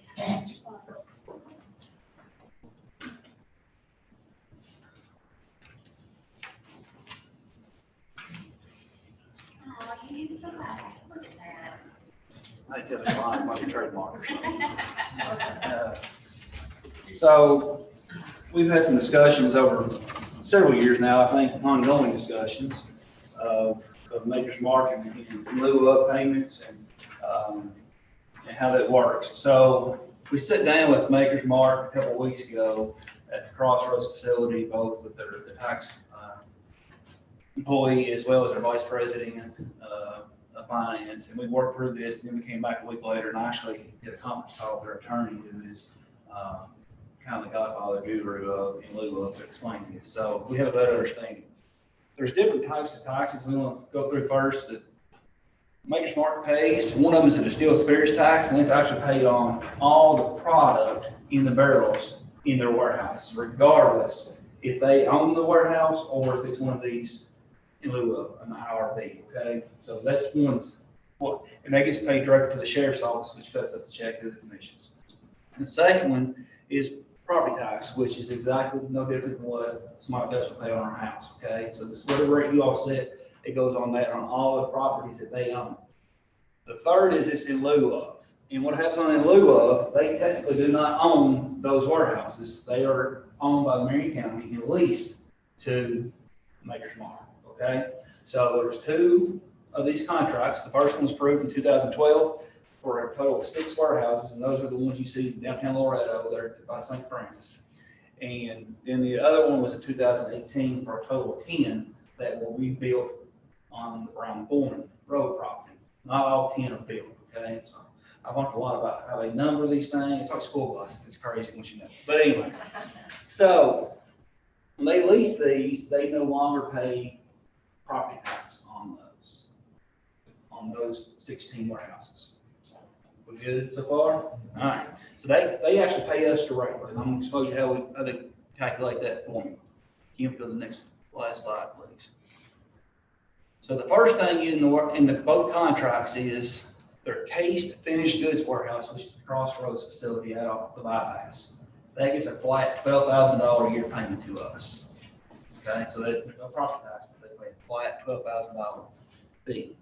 The second one, where it gets a little hairy on figuring calculation, and I actually up to 16 warehouses that are identified, the product inside of it. Okay, so they're already paid distilled spirits tax on it regardless, but this is how they calculate the in lieu payment. They call it the juice, okay? They put the juice in the barrel and then they take them to the warehouse. Maker's Mark openly admits that they are not very efficient when it comes to putting barrels in warehouses because they rotate them. And what happens is they start at the top for a few years and they rotate to the bottom. So they go to a new warehouse, it's only about half full for the first few years. Therefore, we're only collecting about half of what's in the warehouse. After they push those first barrels down, they put the second set in, now we're getting paid for the full warehouse. They take the Nelson County, so if you remember when they started this, Nelson County is wanting to build those warehouses there, so Marion County wanted them too, so they kind of went back and forth, and this is the formula they came up with. Nelson County's tangible rate per $100 minus Marion County's tangible rate. That is the calculation. They pay percentage. They pay the difference of the two per $100. Here's the good catch. They got in their contract. They get the 2012, the first time they did it is their base number. So they did 2020's calculation. If 2012's number was lower, they get to go back and use the 2012 number, not the current 2020. Now this year, I'll explain it to you. This year, when they did their worksheet, the 2012 number was actually 13.26, and this year's was 11.64, so they calculate off 11.64. So a barrel, when the juice goes into it, is not as worth as the barrel that's coming out of the warehouse because it's the age. So they get a cheap state on the distilled spirits tax, so let's say pay a cheaper rate on the newer barrels versus an older barrel. So there's calculations of how much each barrel is worth when it comes out, times the number of barrels in each warehouse to get a number times this calculation. So that number, that percentage times per 100 plus the $12,000 becomes our annual payment. This year that was $134,000. Now that will grow once they get the additional warehouses and they start filling up and cycling the whole warehouse. To help, it make more sense. It did for me once we spent some time. So. Is that the juice, is that when it rolls into the warehouse or when it rolls out? Because I know a lot of it. It's when it goes in the warehouse. Okay, so it's 50 pounds. Yeah, it's grown. Yeah. And so then a new barrel at 0 to 2 is one rate, a lower rate they pay. But a barrel that's 5 years old is here to age out, it's worth more. What if, this is just from Maker's Mark? It's just Maker's Mark, and it's only on those 16 warehouses. The other warehouses, they only pay the property tax on somebody else. Are there other spirits other than Maker's Mark in those warehouses? I don't know that answer. They would be the ones that would tell us that. They report to the ABC, the alcohol beverage control. They report. It would be the same company, but it could be possibly, say, a parent, if it was a sister company per se. Let's say Jim Van stores some. Is that something that's been talked about or asked about, or? This is a state report. They had to send to say how many barrels Maker's Mark owns. Now, But they don't send you what the other companies own. Well, they are brother sister companies, and just being around it, I know that at one point, the bottom 3 floors were Maker's Mark on those new warehouses around Foreman. Those were, sure, they were a sister company. So is that something? Space. Right, so is that getting counted in, or is it? No, I'm here to do it, because I make a market. Product. Gotcha. Would be my assumption, I mean, I have to clarify. Okay. Is that something we'll look at? Or We can, sure. question to ask? I make contacts now. I have a lot, anyway. And it may have been just for a short period of time, Sure. because I know that Everyone's, the jump beam has since built warehouses and this and that, and it may have just been for. We'll get the clarification on it. We'll get, yeah. Can I ask about the other spirits? Sure. No. New. Diageo is not. They're gonna pay, they didn't get, this is the only current in lieu of in Marion County. There's been others from some other industries over time because it expired over time. These are the only two items that were. Another question, the warehouse that they have out here on the new highway. That's it. That's the first This one. is the first one? That's the Okay. case finished goods warehouse. That we get $12,000 a year if they pay for that.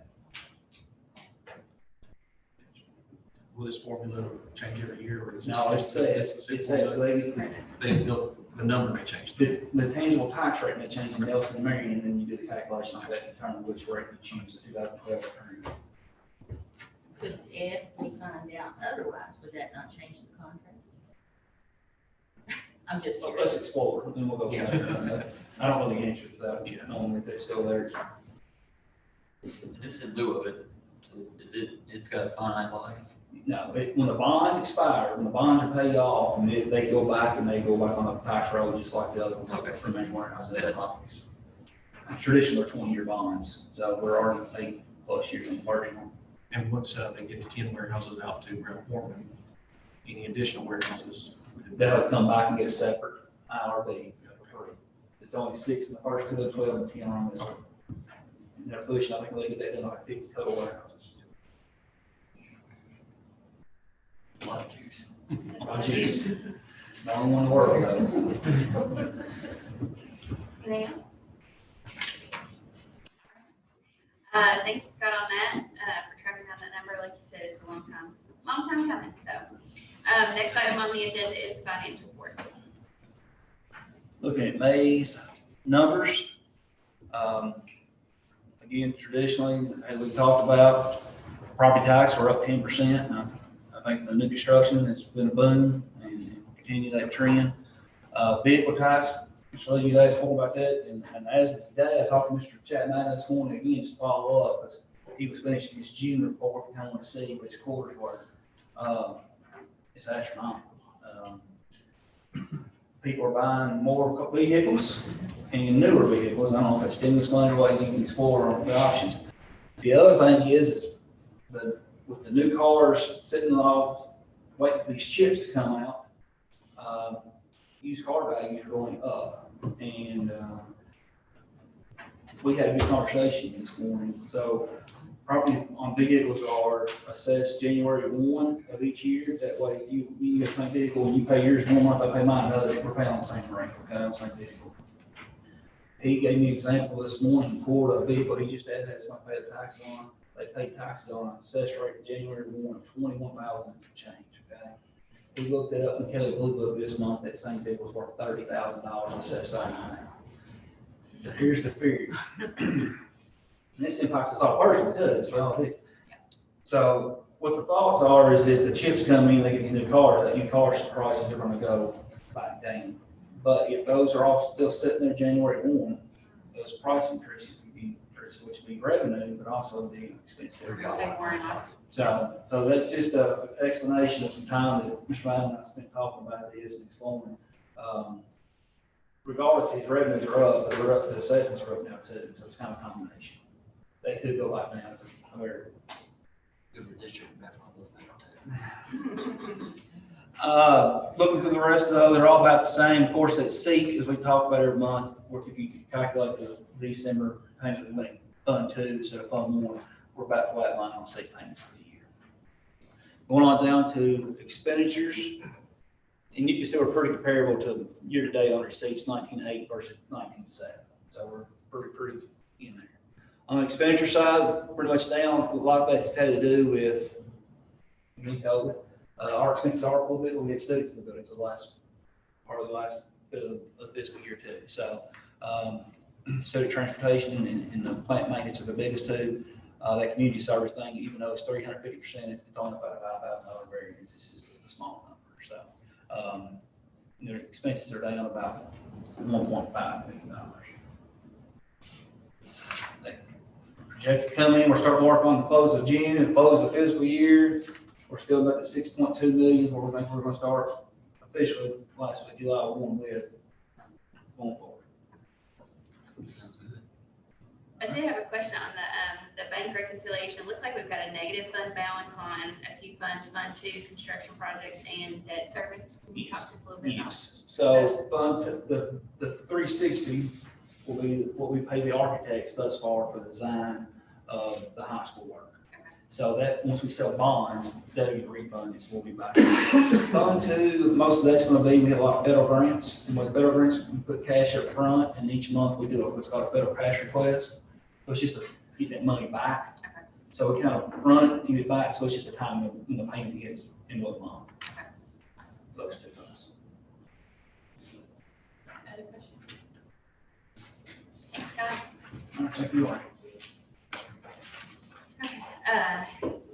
If everybody's good, I think it's a good time for taking a quick restroom break. So we're going to take a 10-minute break. For those of you that would like to cut out, feel free. For those of you that are going to hang in for the long haul, then hang in. Just standing up. It's great.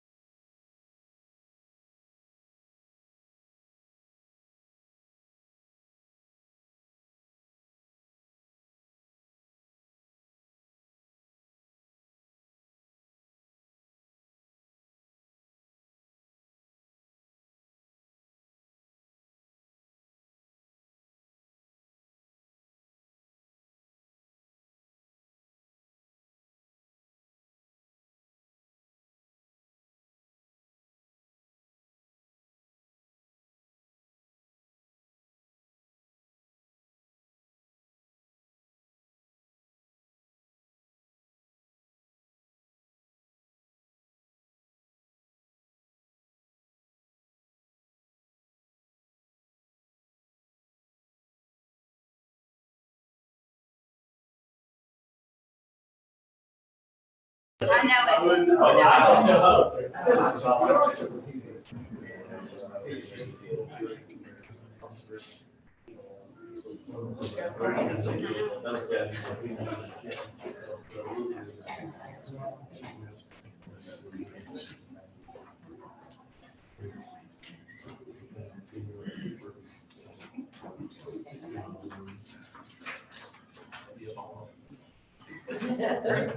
Oh, very.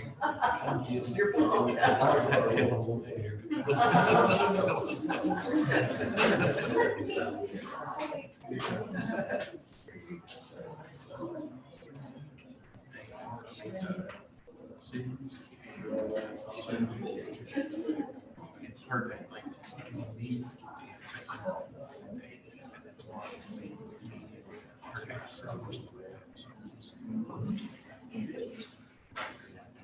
Good? Okay. Hope everybody enjoyed the little break. We're gonna jump back in with item 4, under student learning services. I need a motion to consider approval of fiscal year 22 MCPS employee handbook. I make a motion to approval of the fiscal year 22 Marion County Public Schools employee handbook. Questions? Comments on that? A lot of reading. Yes. And I continue to appreciate when you all highlight for us the specific changes that we're looking at. It makes it really clear the changes that we're looking at. Very helpful. Anything else? Thanks, Ms. Brady, for the highlights. Appreciate it. Any other questions? All in favor? Aye. I need a motion on item 4B. I make a motion to consider approval of the 2021 KSBA policy number 44 and procedure update number 25. I'll second. We'll get explanation. I can talk to a little bit of it. So every year, typically in July, KSBA hands down recommended policy updates to board policy and procedures. You all know they manage our procedure manual and it's part of the KSBA online portal. So they hand down several updates. We as a board can choose to adopt those updates. We can amend those updates. We can choose to not do it and go rogue, I guess. And do our own kind of thing because ultimately it is still our policy manual. We are updating 23 policies and 7 procedures. And they are varied in their subject area. So if there are any one of those that you all have specific questions on, again, this is something that we do annually, typically in July, and it's on the recommendation of KSBA. All the policies are updated to the agenda as well. And Kim, a detailed outline list of all the names. Any other questions? All in favor? Aye. I need a motion on item 4C. I'll make a motion to consider approval of updated policy 01.41 organizational meeting. I'll second. This is held out separately for me. So item 4B were policy updates that were kind of outlined by KSBA. This policy update to our organizational meeting that defines when we elect our chair and vice chair is something that we opted to change as a board. So that's why this one is filled out separately, because it's ours and not necessarily theirs. And the updated policy was just January, basically, first January after election year, just. Yes, so it, because we found ourselves in a different situation, whereas in January of this year, we didn't have a full board, or I guess it was held over from like when, when previously we had elected the previous chair and vice chair, and that wasn't done until April because we had a vacancy at that time 2 years ago. And so instead of doing it in January of this year, we held off and did it in February. And so what this policy change does is, number one, it places precedence on board chair and vice chair being elected in January rather than, I guess, placing precedence on the people in those roles and the times that they were elected. So that was the primary reason for the change. Other questions? All in favor? Aye. I need a motion on item 4D. Make a motion to consider approval of updated policy 08.113 of the graduation requirements. Can you talk a little bit about what the updated requirements are? So I'm gonna allow Mr. Peterson. Well, we had a change in our schedule to block scheduling, which increased the number of classes the kids were able to take. So it just bumped up the requirements to match the number of classes that they take from ninth grade to senior year. Basically, the only changes. And it was done through the KSBA. So are they bumping electives or they bumping, you're adding more required courses or you're just? adding more electives, yes. Okay, that's right. And you all should have a printed copy under the stack of other copies. Any other questions? All in favor? Aye. I need a motion on item 4E. I'll make a motion to approve the revisions of the work ethic seal program name and criteria. I'll second. So board, that is a statewide program. A previous board approved this district to participate.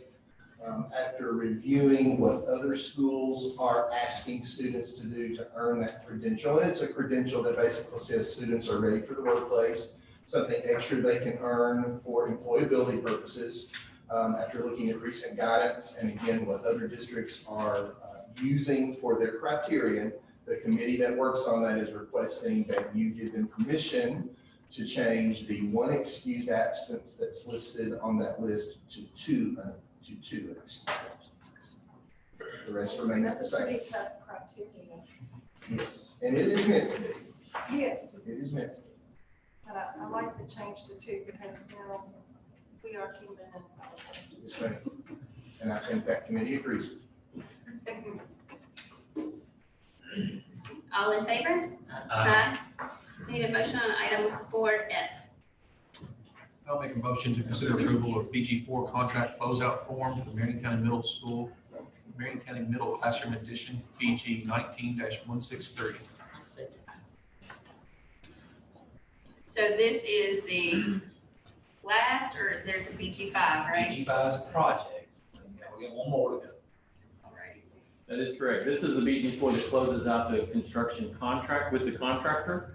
And then there is a BG5 that closes out the project that the district is responsible to complete and submit. The project is complete. I just want to point out a couple of things that as you look at the financials on that, we actually had a net negative change order amount. So there was a credit back to the district, both to the general contractor and also under the direct purchase orders that were refunded to the district in addition to the tax savings due to the direct purchase orders that the district chose to pursue. And we are still in the warranty phase of that project and will be for the next several months until November, December timeframe. So if there's things that come up, and we are aware of a few things already that the contractor is going to be addressing as we get to that 1 year warranty time period. So. And something that I was curious about earlier, because Peggy and I think we're both part of the BG1 for this project. We approved a BG1 of 1.44 million for this project, and the total cost of construction came in at 1.278. So I like that. Other questions or comments on that one? Okay, all in favor? Aye. I need a motion on item 4G.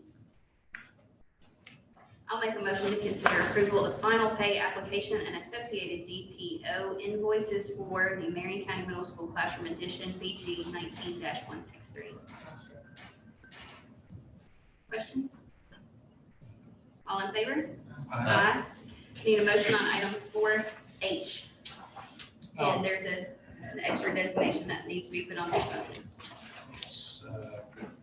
I can consider approval of draft BG1 option B for the New Calvary Elementary School. I will second. Discussion. Who wants it? I will get through the questions that you have. We had prepared based on our last board meeting, several options for your all's consideration. It sounds like option B is potentially the one that you all are looking at, which is 300 students for classrooms initially with the common spaces for 400 students.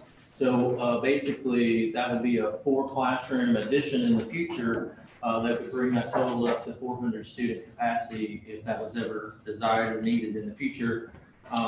We had prepared BG1s for a full 400 students and also a 300 student option. You know, I'm open for any questions. Obviously, that's the one that's kind of in the middle as you look at and you talk about what the total cost is for the project. That one in particular, you're looking at a $12.762 million project cost based on the current or the KDE replacement cost of the cost per square foot that they give you to work with. So as we move forward, obviously we will be evaluating that cost opinion and coming back to you all as we kind of develop the project moving forward if this is approved. Does any of these BG, either of these options, does that include the demolition of the old school? Yes, yes, it would need to include the demolition of the old school, of the existing school, and as well as any other work there related to whether there's hazard material associated with that existing school as part of that demolition project. You know, I think we've got a full report on that, so the project will need to cover the expenses of that.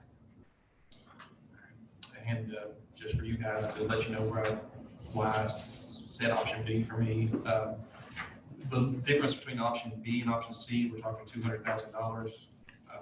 The difference between option A, which is 400 students, and option B is somewhere around $1.5 million. And you know, as we look through our full scope of projects we have going on, we're going to need to save the money we can. And this also gives us the flexibility for expansion in the future, as well as saving money now. I agree with your comments on that one. Joey, I think, you know, the difference between building a school with common spaces for 300 versus a school that provides us the flexibility and the room to grow in. And if we need that room, I think it makes a lot of sense in the district. It makes a lot of sense financially to me. You know, I think in this, we just wanted to give ourselves the flexibility that we might need going forward without having a crystal ball to read the future to do it. Randy, is Yes, this, on cost wise, is this with the way lumber prices and steel prices and everything are going, is this a true cost? And you know what I'm getting at. I know exactly what you're getting at, and we're currently, right now, in a time of escalated construction costs, as we all know. But, you know, even if you start this project and approve this BG1, you're probably looking about a year from now to actually be bidding the project. And who knows what construction prices will be. It's anticipated that they're going to level off and come back down, but will they come back down to prices that we saw before? Most likely not. But so it's, as I mentioned, we'll be continuously evaluating that construction cost moving forward and updating you all at each phase of the project. So I guess that's a long-winded way to say probably not a realistic cost based on today's dollars, but when we bid it in a year, who knows? And when we look at these, I guess these do match. I mean, obviously these will match the DFP that was presented before. That's because there had been talk of, you know, we would look at 350 on all schools, and obviously that's not something we've got in front of us. So but I didn't know how important that was. The current version of the DFP that just got approved at the state level was for a new 400 student elementary school. And so if we go with the 300, is something going to be said, I guess? No, that would at most require a finding from the district to submit to KDE, which is a relatively minor effort to do that, to adjust the DFP to match that moving forward. But since you all are, or at least option B, if that's the one that is selected, you all are designing the common spaces for 400. And as we move forward with the schematic design, it will be important that we identify the location where those 4 additional classrooms could be constructed in the future so that you would have that capacity for 400. So as we think about the schematic design, we'll actually accommodate those 4 classrooms plus a resource room, actually what it turns out to be moving forward, so that is will be a fairly easy addition to be able to implement in the future. I have a question, this may be for Scott. On this BG1 proposed, under SFCC cash acquired and SEC bond sale, are those 2 separate things? They are. 2 separate entities of. And they can explain to you the good, so how those wheels turn. You know what? Please, thank you. Sure. Just real briefly, I think Kelly talked a little bit earlier about, SSC cash requirements. The Commonwealth of Kentucky makes those to schools across the district based on unmet need. And so in years past, you had an unmet need and were rewarded with an SFCC offer of assistance. So what they do is Kentucky Department of Education sends you all a letter, School Facility Construction Commission sends you a letter and says, you have an offer of assistance. And we're going to pay debt service for 20 years, which will bond a certain amount of money. And that's what shows up on here as the bond sale. But in order to accept that offer, whatever you had in capital outlay and building fund at the end of a fiscal year, you have to escrow and hold and use towards this project. And so that's what we're doing. On odd years. Yes, on Odd years. So this year, right now, if there's any money in your building or capital outlay fund that haven't been spent on debt service or capital projects, that money will need to be escrowed for capital projects per KDE and SSEC guidance. And the rates of money will be escrow. Yes. So the number, the 3.2 million, isn't part of that $40 million bond. No, there's a cash amount that shows. Right. Yes, yes. Okay. So essentially, just over 7 million. Yes. Yeah, so this 7 million. So we said only 7 million will be coming out of the bond definition. The 40 million is the SFCC component, so the 10 million. I don't have the BG1, but not the cash, the 2 bond items. So when we reference 40 million of capacity, that is inclusive of your school facilities construction offers of assistance. Yes. Thank you.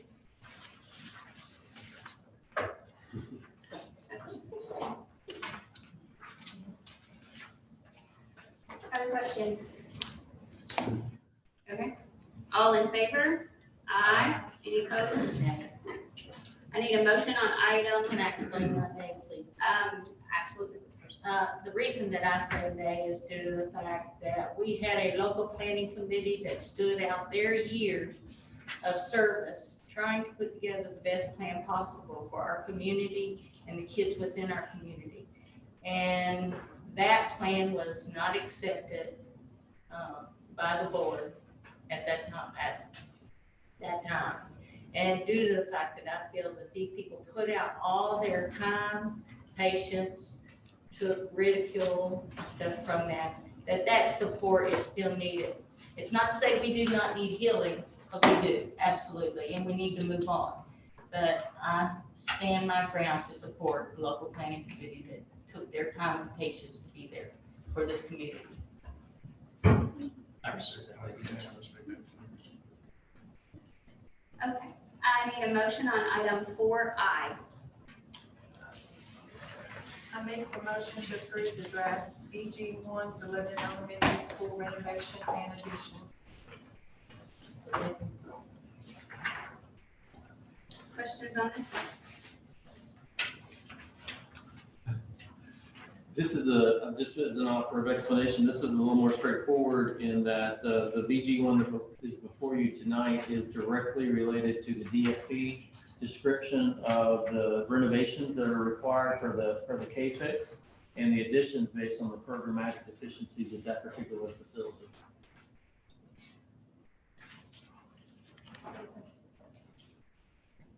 I want to say that it, in my mind, again, is important that we recognize these two school families, these two school communities, and do our best to do these two projects simultaneously, at least from a board perspective, so that we can recognize that they are both critical and important and of equal priority in our community.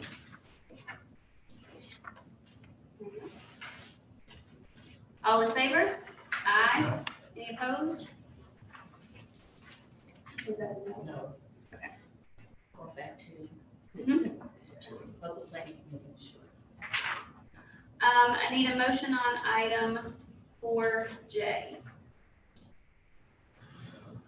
Make a motion to consider approval of an updated list of additional potential facility upgrades.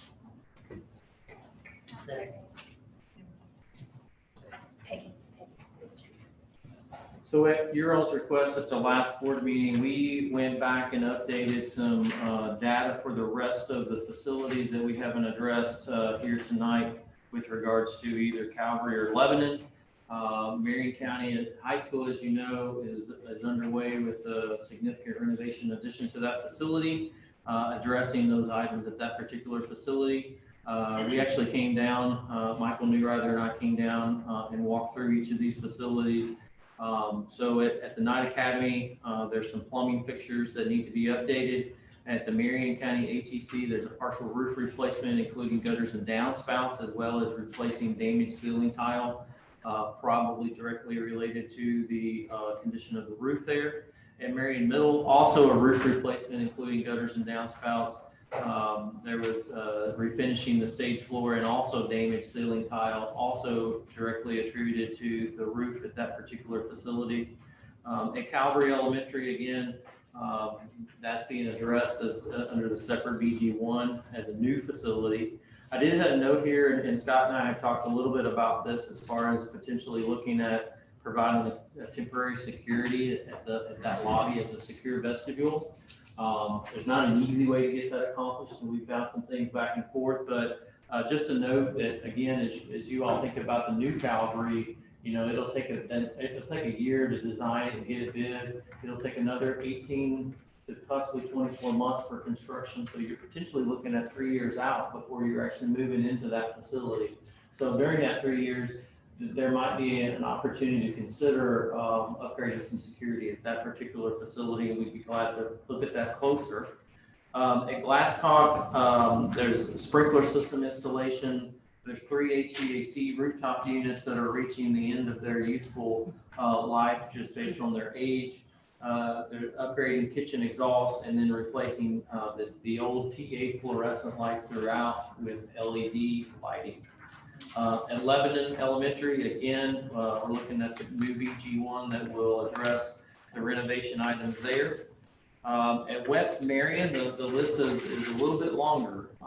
There's quite a few items there: installing sprinkler system, HVAC upgrades, fire alarm system upgrades, exterior improvements, including sidewalks, kitchen power upgrades. There's a lack of power to support the kitchen equipment that currently exists there. Upgrading the kitchen hood exhaust, replacing damaged ceiling tile throughout, upgrading plumbing fixtures, and addressing accessibility issues, including door hardware and plumbing fixtures. So that is the list for your all's use and consideration in moving forward. And I'd be glad to answer any questions. This is just the list. This is It's just a not list. in order. I No, want to make this sure is- that is perfectly clear to our community, Right. that it is a list of stuff. And literally, like I addressed the DFP, I start at the high school and work myself down as far as the middle school, secondary school facilities, and then the elementary school. So it's not in any given order. It's literally in the order of the schools that are listed on the DFP. So if we were to say we wanted to tackle the priorities listed here at West Marion Elementary School, are we gonna get, what is the process? What does that process look like for kind of cherry picking specific items from the DFP? Because there's obviously more listed for that school. I would suggest that if you all would like to provide us some direction on what your all's level of investigation would be at each of these schools and each of these different systems, we can look at those closer and actually come back with some more detailed information and associated costs with each of these items for the school. If you all could give us some direction on maybe what you all would want to consider as kind of priorities with each of the facilities. And I don't know, Scott, if you have any suggestions on how to go about doing that or not. I would love to see about how much each costs, what's our approximation, close approximation as we can. Okay. So that then we can make the decision, and like you said, I think West Marion looks pretty rough. Like the HVAC system. Yeah. I think that's So we can. pretty high priority. Yes. And you would also want to talk to the people that are there. You want to talk to the principals and the people that are there and what's most important and what's, I know we need What the needs to roofs. We've got to do something about roofs. That just causes more problems. But so if we can kind of look at the price of things, then we can look at our budget. We don't want to go over budget. So Randy, when you are talking guidance from us on priorities, are you looking on guidance on maybe what is the next priority, building or the Or priorities from? systems. If you wanted us to look at all the roofs, for instance, let's look at the roofs, because we've got roofs at the ATC and the middle school, or the HVAC systems. We got some HVAC at Glasscock. We've got HVAC at West Marion. So if we're just looking at those kind of systems, infrastructure systems like roofs, like HVAC, like fire alarms, that's the general direction that maybe I would appreciate. The other thought, I guess, is just as far as thinking about funding sources. I know that the district will be looking soon at ESSER 3 funds that will need to be identified as far as a plan of action to address those. And, I haven't had any specific conversations, but I know the district can spend up to 80% of those ESSER 3 funds on facility upgrades that are directly related to indoor air quality under the federal guidelines that those are being implemented under. Roofs and HVAC systems qualify, hands down, no issues whatsoever. I would like to think that that would probably be our top three, would be safety, HVACs and roofs. Of course, everything else too, but yeah. How many schools are not updated as far as entrances? Do we know? Actually, we went through and looked at all of them, and you all have done a fantastic job. The district has done a fantastic job in addressing those safety issues with regards to security at the front door and the blinds on the classroom doors and some of the other items. As a matter of fact, I know you all have some safety audits coming up, but I think you all have addressed most everything. I guess the one thing that may be the secure vestibule at the Calvary, just even as a temporary consideration, might be an item for the board to consider. And the high school doesn't have a secure vestibule. Yes, and we'll be addressing that as part of the construction project, absolutely. But we, yes, and we addressed the other ones as we could. We had the space to do that at Lebanon Elementary. Yeah. And we have all the doors locked, and all of our entrances have the doorbell that have a camera. So it's not just a doorbell to say, hi, I'm here to see. They can actually see that. That's a good job. That's good. That's great. How do you check the sprinkler system?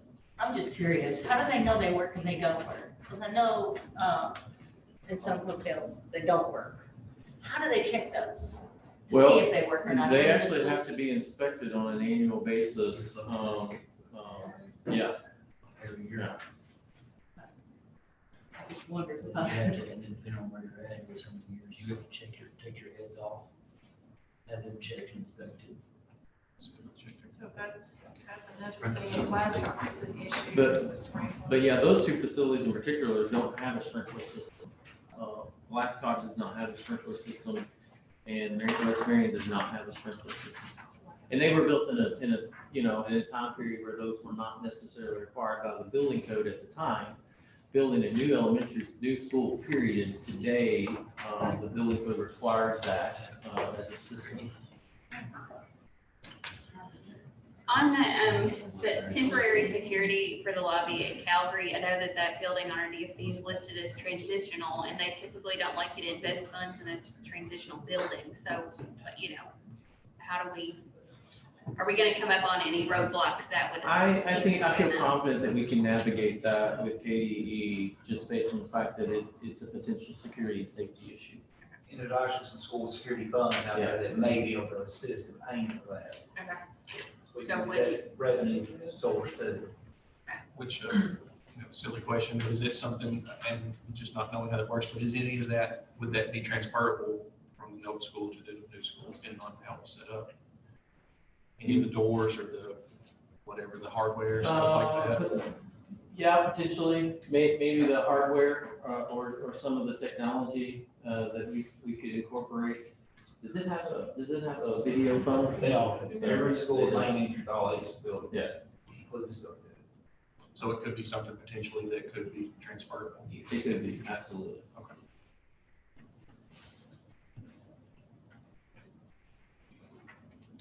Questions, comments? Somebody help me out, I forgot where we are. All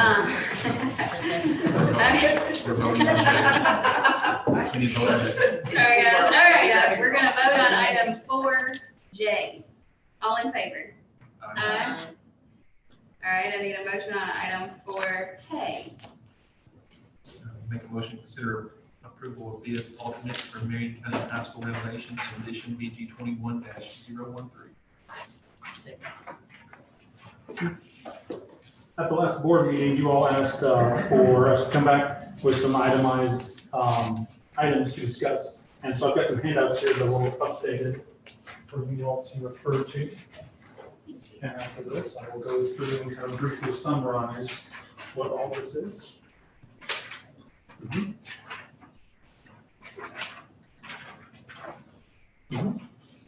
So the first one, as we discussed last time here, we were already planning on an add alternate for geothermal system for the school. So that's just kind of putting at least a few numbers to it to let you know what the value of that we think may be if it is an add alternate at the time of bidding. A few of the other items here that we are currently considering and are looking for your all's direction on. First one is various site areas. If you refer to the back, there's a diagram there that's color coded to kind of represent each of the 4 areas that have a cost value with them on the front there. So what we're looking at there, that's the totality of all the site development we've looked at so far. And of course, we have cost for each one of those. As we are trying to navigate what the current cost estimate is on the project, that is just trying to provide you all some information to kind of decide if there are areas that you would like to choose us to maybe either do as an alternate or potentially even discuss as just a VE item at this time to eliminate from this particular project at this time. So I will also point out that these are not the only 4 areas that we could look at potentially. For example, we could break down one of those areas even further if you wanted to focus on certain components, but then also not have us continue design or even do an alternate in a certain area, if that makes sense. Do you care to remind the board the total of the BG1 that was approved at the last board meeting? The total of the 15. is about 15 million. Okay. That's construction, right? Not project. Correct, construction. And then that's the BG3. The BG1 that we have currently is about 12 million. Right, okay. The actual project cost is 17 857. Is it BG3? Yes. Okay, thanks. Including project costs. So we do have quite a spread here right now we're trying to narrow here. Scott, I'm sorry, digits on that 17 million number? 17,857,000. Thank you. The next item on here is that there's a value here for the classroom addition on the west side of the school. We have an approximate value of almost $1 million. Again, that could be either an ad alternate, or we could even, if you all choose to, we could see about BE that out of the project potentially. Another item that we discussed is currently right now in the design, we are looking at basically reconfiguring and resizing all the general classrooms to be standard KDE size. Right now, they're currently below that number. So one option we think is possible is that we could look at potentially delaying or at least not resizing all those general classrooms as part of this project. We would still go through with some of the mechanical and electrical lighting upgrades. All general classrooms, as a result, would still need new ceilings, but we're talking about not demoing a lot of doors, a lot of walls, not having to do as many finishes. So that value there is about $400,000 on paper right there, if we decided to defer that. And then lastly, this is one that we hadn't talked about previously, but we understand it's our responsibility to you all to come up with some ideas, try to be creative, to just try to provide you all options. One thing that we talked about with the engineers is that if we wanted to change from the current mechanical design that we have right now for the school, we could look and see about having a savings of potentially $375,000 if we went back with a similar system that you all have at the school now. Now, there are some cons to it. One is that, as Chris notes down here, you would not have certain CO2 level monitoring. The system would not be quite as smart as what we are designing right now. Also, we would be going back with the way the school is right now. You have several units on the roof, as opposed to what the base bid is one single unit. So it would not be as cleaned up of a roof as we're designing currently. But again, as we're looking for just ways to try to help narrow that spread between BG1 is and what we have BG3. Again, that's another item we want to propose. So on that one specifically, I mean, indoor air quality. So is it possible to stick with, like, not use bonding potential on a project that would qualify for ESSER3 money, or kind of mix and match funding sources, or how would we break that apart If we wanted to? we were to use ESSER money for what West Marion's HVAC, it partially for Marion County Middle School's roof, we're gonna get in that funding source pretty quick. I will add this too. So with the use of ESSER fund, it is federal funding. So it means that you have to use the federal Davis-Bacon wage rates for those projects that you use that funding for. So that increases the cost slightly. I've heard anywhere from 8 to 10% on the project. I would not recommend you mix sources, because as soon as you put $1 of ESSER funds in the high school project, it means that every dollar in that project has to use Davis-Bacon wage rates. I've had that conversation with KDE and the federal on a couple of projects, and that's the determination that has come down from the federal level. So just Thank you for that. Helpful. Yes.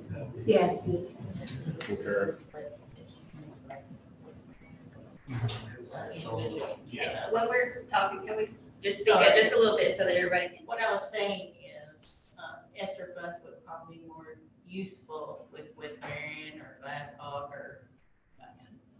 And those are limited projects where you could go to, let's say Marion Middle School and do the roof, and you just got one contractor who does the roof, and that's ESSER funded, and it's just known that we're going to have to pay Davis-Bacon wage rates, so it's going to be built into the project. We go to West Marion and address the HVAC, so that's cleaner as far as just addressing a system like that.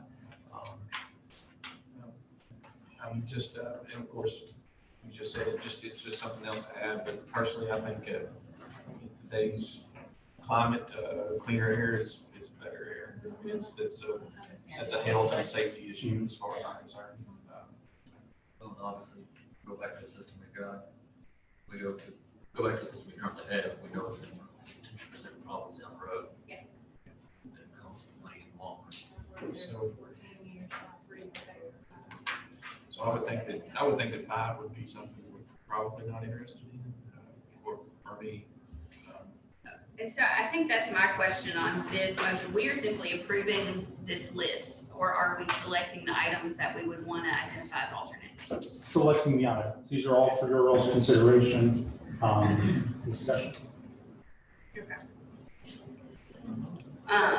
We're not table that. Yeah. I would say just because of the current design schedule we have right now, it would be, I understand it's a lot of information to kind of process right now in this meeting. It would be immensely helpful for the overall schedule if this could be something we could revisit in the very near term. Because we're having to have to pause on certain items that could affect this, so. Define very near for us, relative specific. Are we talking like need to do it on the August meeting? Before the August meeting. Before the August meeting? Yes, Got it. Okay. And whatever we need to do to help conversations or. Okay, so maybe we can whittle down a little bit at the very least. Are there items that we absolutely positively would not want to consider as an alternate that we want in it regardless? Number 5, but that's Definitely. personally. So. I agree.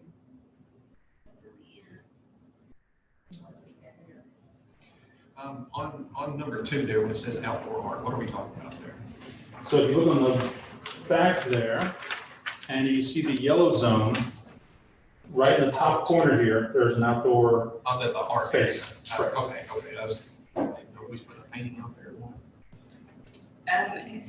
It's adjacent to the new art classroom location. Of course, it could be used for anything, but we just kind of refer to it as the art closet. So real quick, would you mind, I mean, we can see it on the map, but would you mind going through and just providing a brief description on, the front entry and visitor lot and what that encompasses, what we're striving to achieve by changing that site, same thing with bus loop?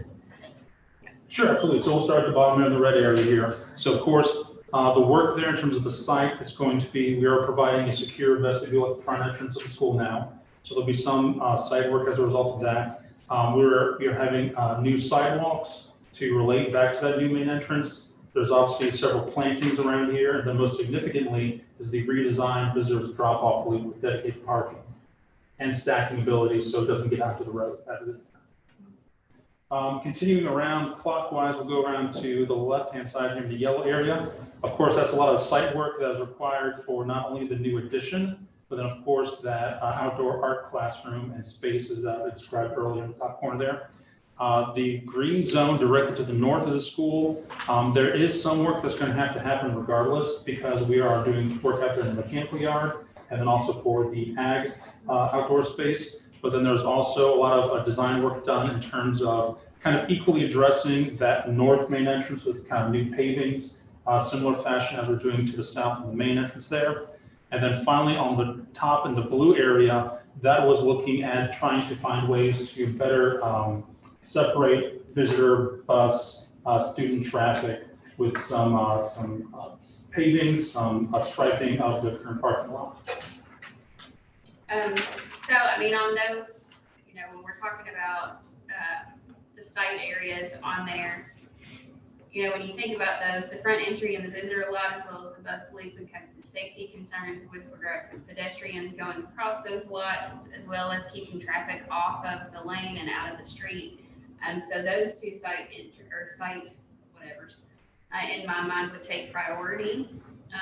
And with the rear entry and mechanical service area, that's kind of 1A in my mind, because again, you're talking about sidewalks across traffic lanes and traffic patterns and things like that. So anything that we can do to ensure the safety of people crossing in those areas and kind of separate traffic, all comes down to safety, which we've said over and over again is a priority.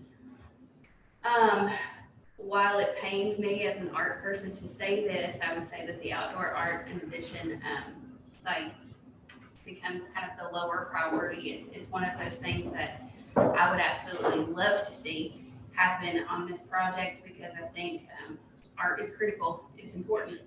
But I do think that it takes a lower priority over those safety site prep areas on that.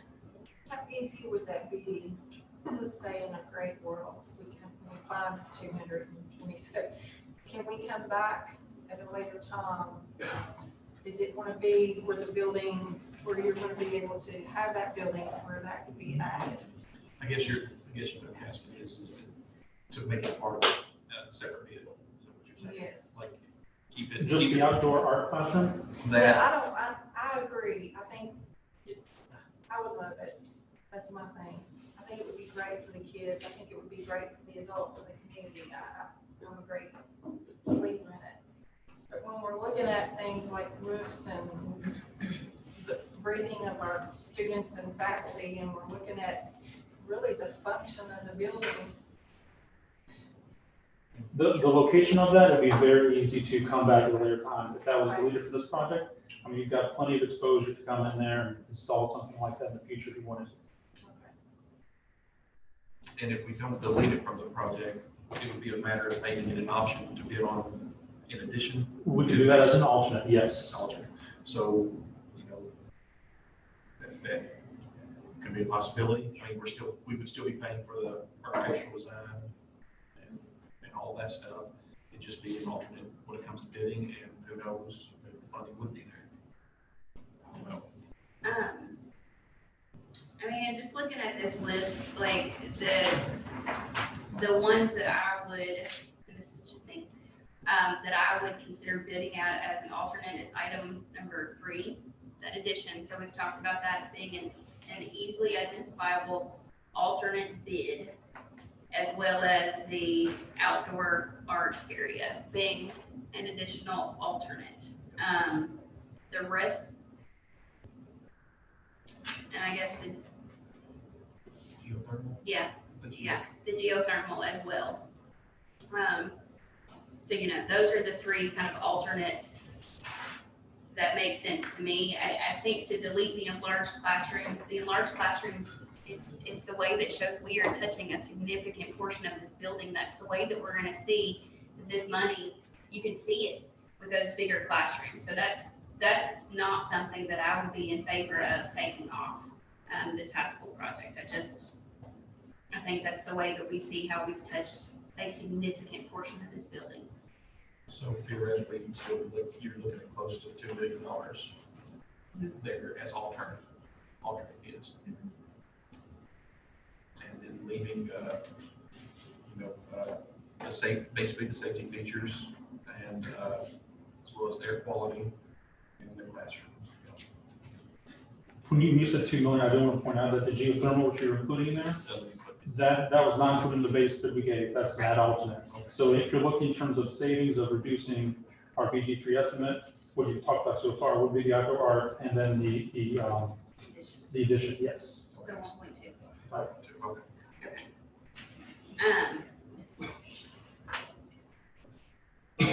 I mean, with that conversation, are you? How does everything else feel? How ready to feel? With Harvey? I would agree that, we're looking, what's the best way for this building to function as a center of learning and stuff. Population in that building has decreased with the way our student body is feeding. So to me, I would more of an addition and then as well as priority. So do we need to, if we're ready to move and identify alternates? So you're thinking of not this, right? Bidding it out as Put an it as alternate, that. right? Not deleting Making it, sure I just, got that right. yeah, bidding it out as an alternate. Well, how many classrooms, if we take this off, what does that leave here for the other kids? I know class size is down, but, That's an additional CTE space, and we had, what the group of us have talked about is that would be a robotics lab. So it would be a programming issue. And so, so is it possible to put a robotics inside outside the school system? That would be just something that we would have to look at based on if we continue, if we go with like what Terry's talking about, you know, we want to. So in the middle hallway, you have 10 classrooms. Those 10 will turn into 8 classrooms. So we're actually, by touching each classroom, we're actually going to be losing a few as we go. So it would, you know, once we take possession of the building, then the council and the principal will look at, you know, could we do it? They were just going to, the way it was designed is it was just going to be set up to where that would be something that would be a cool space for robotics. So we do away with this extended? It would be An alternate. It would be an alternate. So Because- when it came in, they would bid that, you would have to pick as the board. And who knows, in the great world, the prices would drop down and we would be able to still afford it. Yeah, you know, but too, if you've already designed, the plans are there for the design of it. We could have it for later. It could, you know, years down the road, it could still be done. Okay, so, I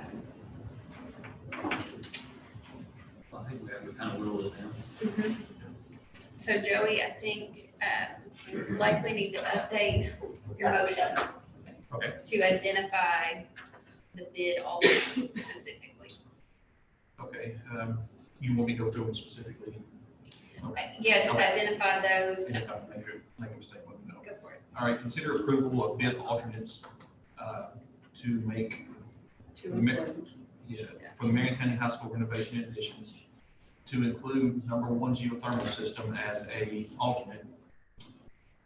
For number 2, to include in the bid the bus loop, the rear entry mechanical service area, and the front entry, and have the outdoor art as an alternative. For number 3, to have the CTE classroom and lab edition as an alternative. To have number 4, to not consider that, correct? Included in the bid. It's easy. So we'll, yeah, correct. We will include number 4 in the bid and also include number 5 in the bid. Clear as mud? So you might say. Go over it with us just to make sure. Absolutely. So what I have recorded here is that the geothermal system will be an ad alternate project, not base bid. All the listed alternates there are the same. The outdoor art will be an alternate. All the other listed site areas will be base bid. And then the CTE classroom addition on the west side, that will be an alternate, not in the base bid. We will continue with enlarging classrooms as the current plan shows as a base bid. And then for number 5, we will stick with the existing mechanical design we have going right now and not make the change number 5 lists. Okay. So Joey, Peggy still. All in favor? Aye. Okay. One last little comment here, just to kind of point out for everybody that with those 2 items that we've identified as being alternates now, take removed from the base bid, we still have a difference between the BG1 provided for them, approved amount and BG2, so still big gap there. All right, thank you all. You said two alternates. Yeah. Yes. Outdoors. So the geothermal is not in the base bid. Yeah. Thank you. Thank you. Thank you. Thank you all. Be safe. Okay, I need a motion on item 5A. Consider the approval of the fiscal year 2022 preschool tuition. To be the same, $1,800. I'll say it. Questions? It's going to be the same tuition that we have had in previous years. No increase in rate. I guess I should say too. I see. I didn't even think about that. So you finish on that? I do, yeah. So, yeah, I will abstain. So Judy is first, make a motion, Peggy Take a second. second. Two abstains. So, all in favor? Aye. There we go. And two abstentions. I need a motion on item 5B. I make a motion to consider approval of child care food program meal, third degree. Second. I'll abstain from that one as well. Just in case. So this is just us agreeing to provide meal service to our Head Start centers, right? And this is something that we've done for a long time. Yes. Okay, any other questions? All in favor? Aye. Need a motion on item 5C. Make a motion to consider approval to abolish systems technician position. I'll second. And just so the public knows, we're continuing to eliminate positions to. Job descriptions. Job descriptions to update those. Sorry. Yeah, thank you. Any other questions, comments? Okay, all in favor? Aye. Need a motion on item 5D. Make a motion to consider approval of establishing position for technology support director. I'll second. Can we talk about, this is simply a replacement for the previous position? Yes, we are updating the position so that it reflects more of what the job actually entails. As you all can imagine, technology has changed a lot in the past 10 years, and so the person that is fulfilling these duties has actually received more certifications, and it just looks a lot different. Does that include, excuse me, does that include increase in pay too?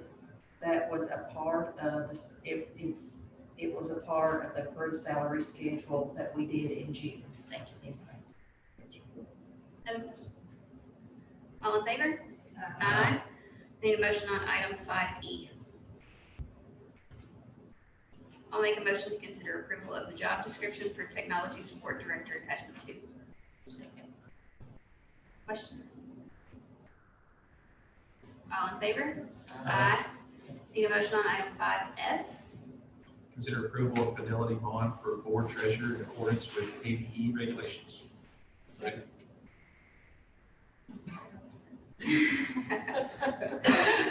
Questions here?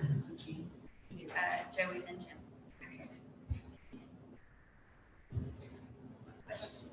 Awesome. All in favor? Aye. Need a motion on item 5G. Consider approval of disposal of surplus items attached. I have questions concerning that one. The ring that I felt should not be in the surplus at this time. I think it should be allowed to have at least a few more years. Even though somebody might not claim it, I feel that it should still be around. Totally up to y'all. I'm just partial to jewelry. Sorry. It's been bound on a bus for like 7 or 8 years ago. I know. Okay, I just want you to know, not recent. Yes. I'd like to give it 10. Just sit there. It's in a safe, it's locked up, so. So Would you strike that? strike the whole motion or strike No, that? just I wanted to read the We list. hang on to a loan that maybe be $227,000. I would like to have the outdoor art. Other questions? No, it keeps going in. Debbie, were you going to say something?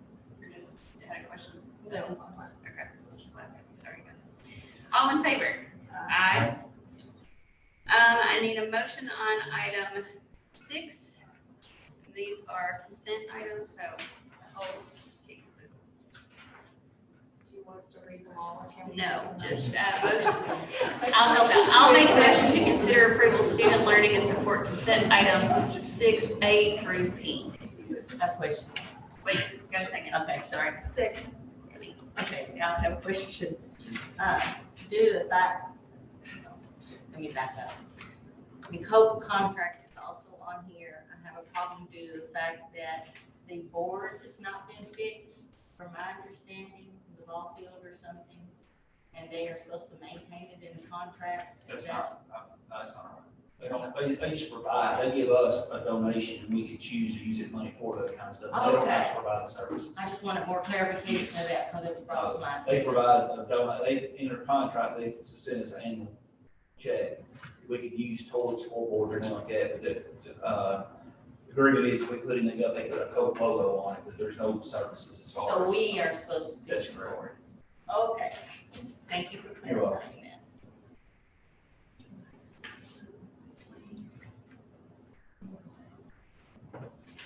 Which one was that? Oh, I have another one too on P.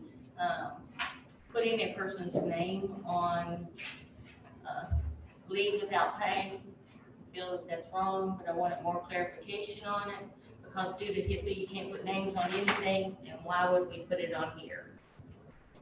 So we're governed by KRS 161.770, which just essentially says that we have to use the information that's necessary to be able to, without going above and beyond, to get things done. So our policy 03.123 says that if any person misses days without pay above 5 days, the board has to approve that. And the major reason why that is if you look at the regulations for TRS and CERS, if a person misses 5 days without pay, it's a pretty big deal because they no longer get a full year of service credit. So any person that does that actually have to send in the board minutes showing where you all approve that. And they have the option actually to purchase that time.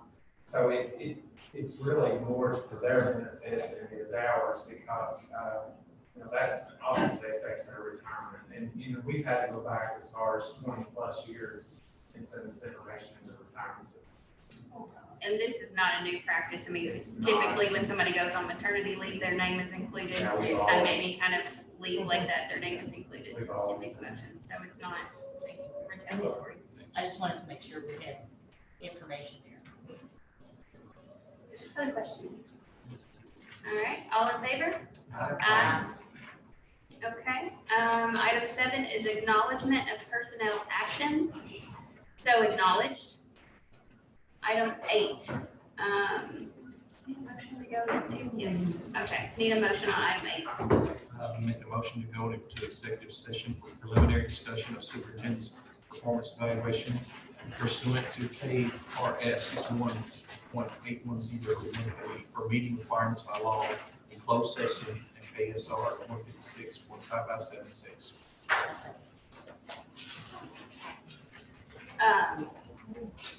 Gerard, just a note for you, typically, and I gave Stevie about this, typically, like with the summative evaluation for the superintendent, historically, we have issued a public statement about that evaluation. We will not be doing that. That'll happen at a later date. So you do not have to stay after we come back.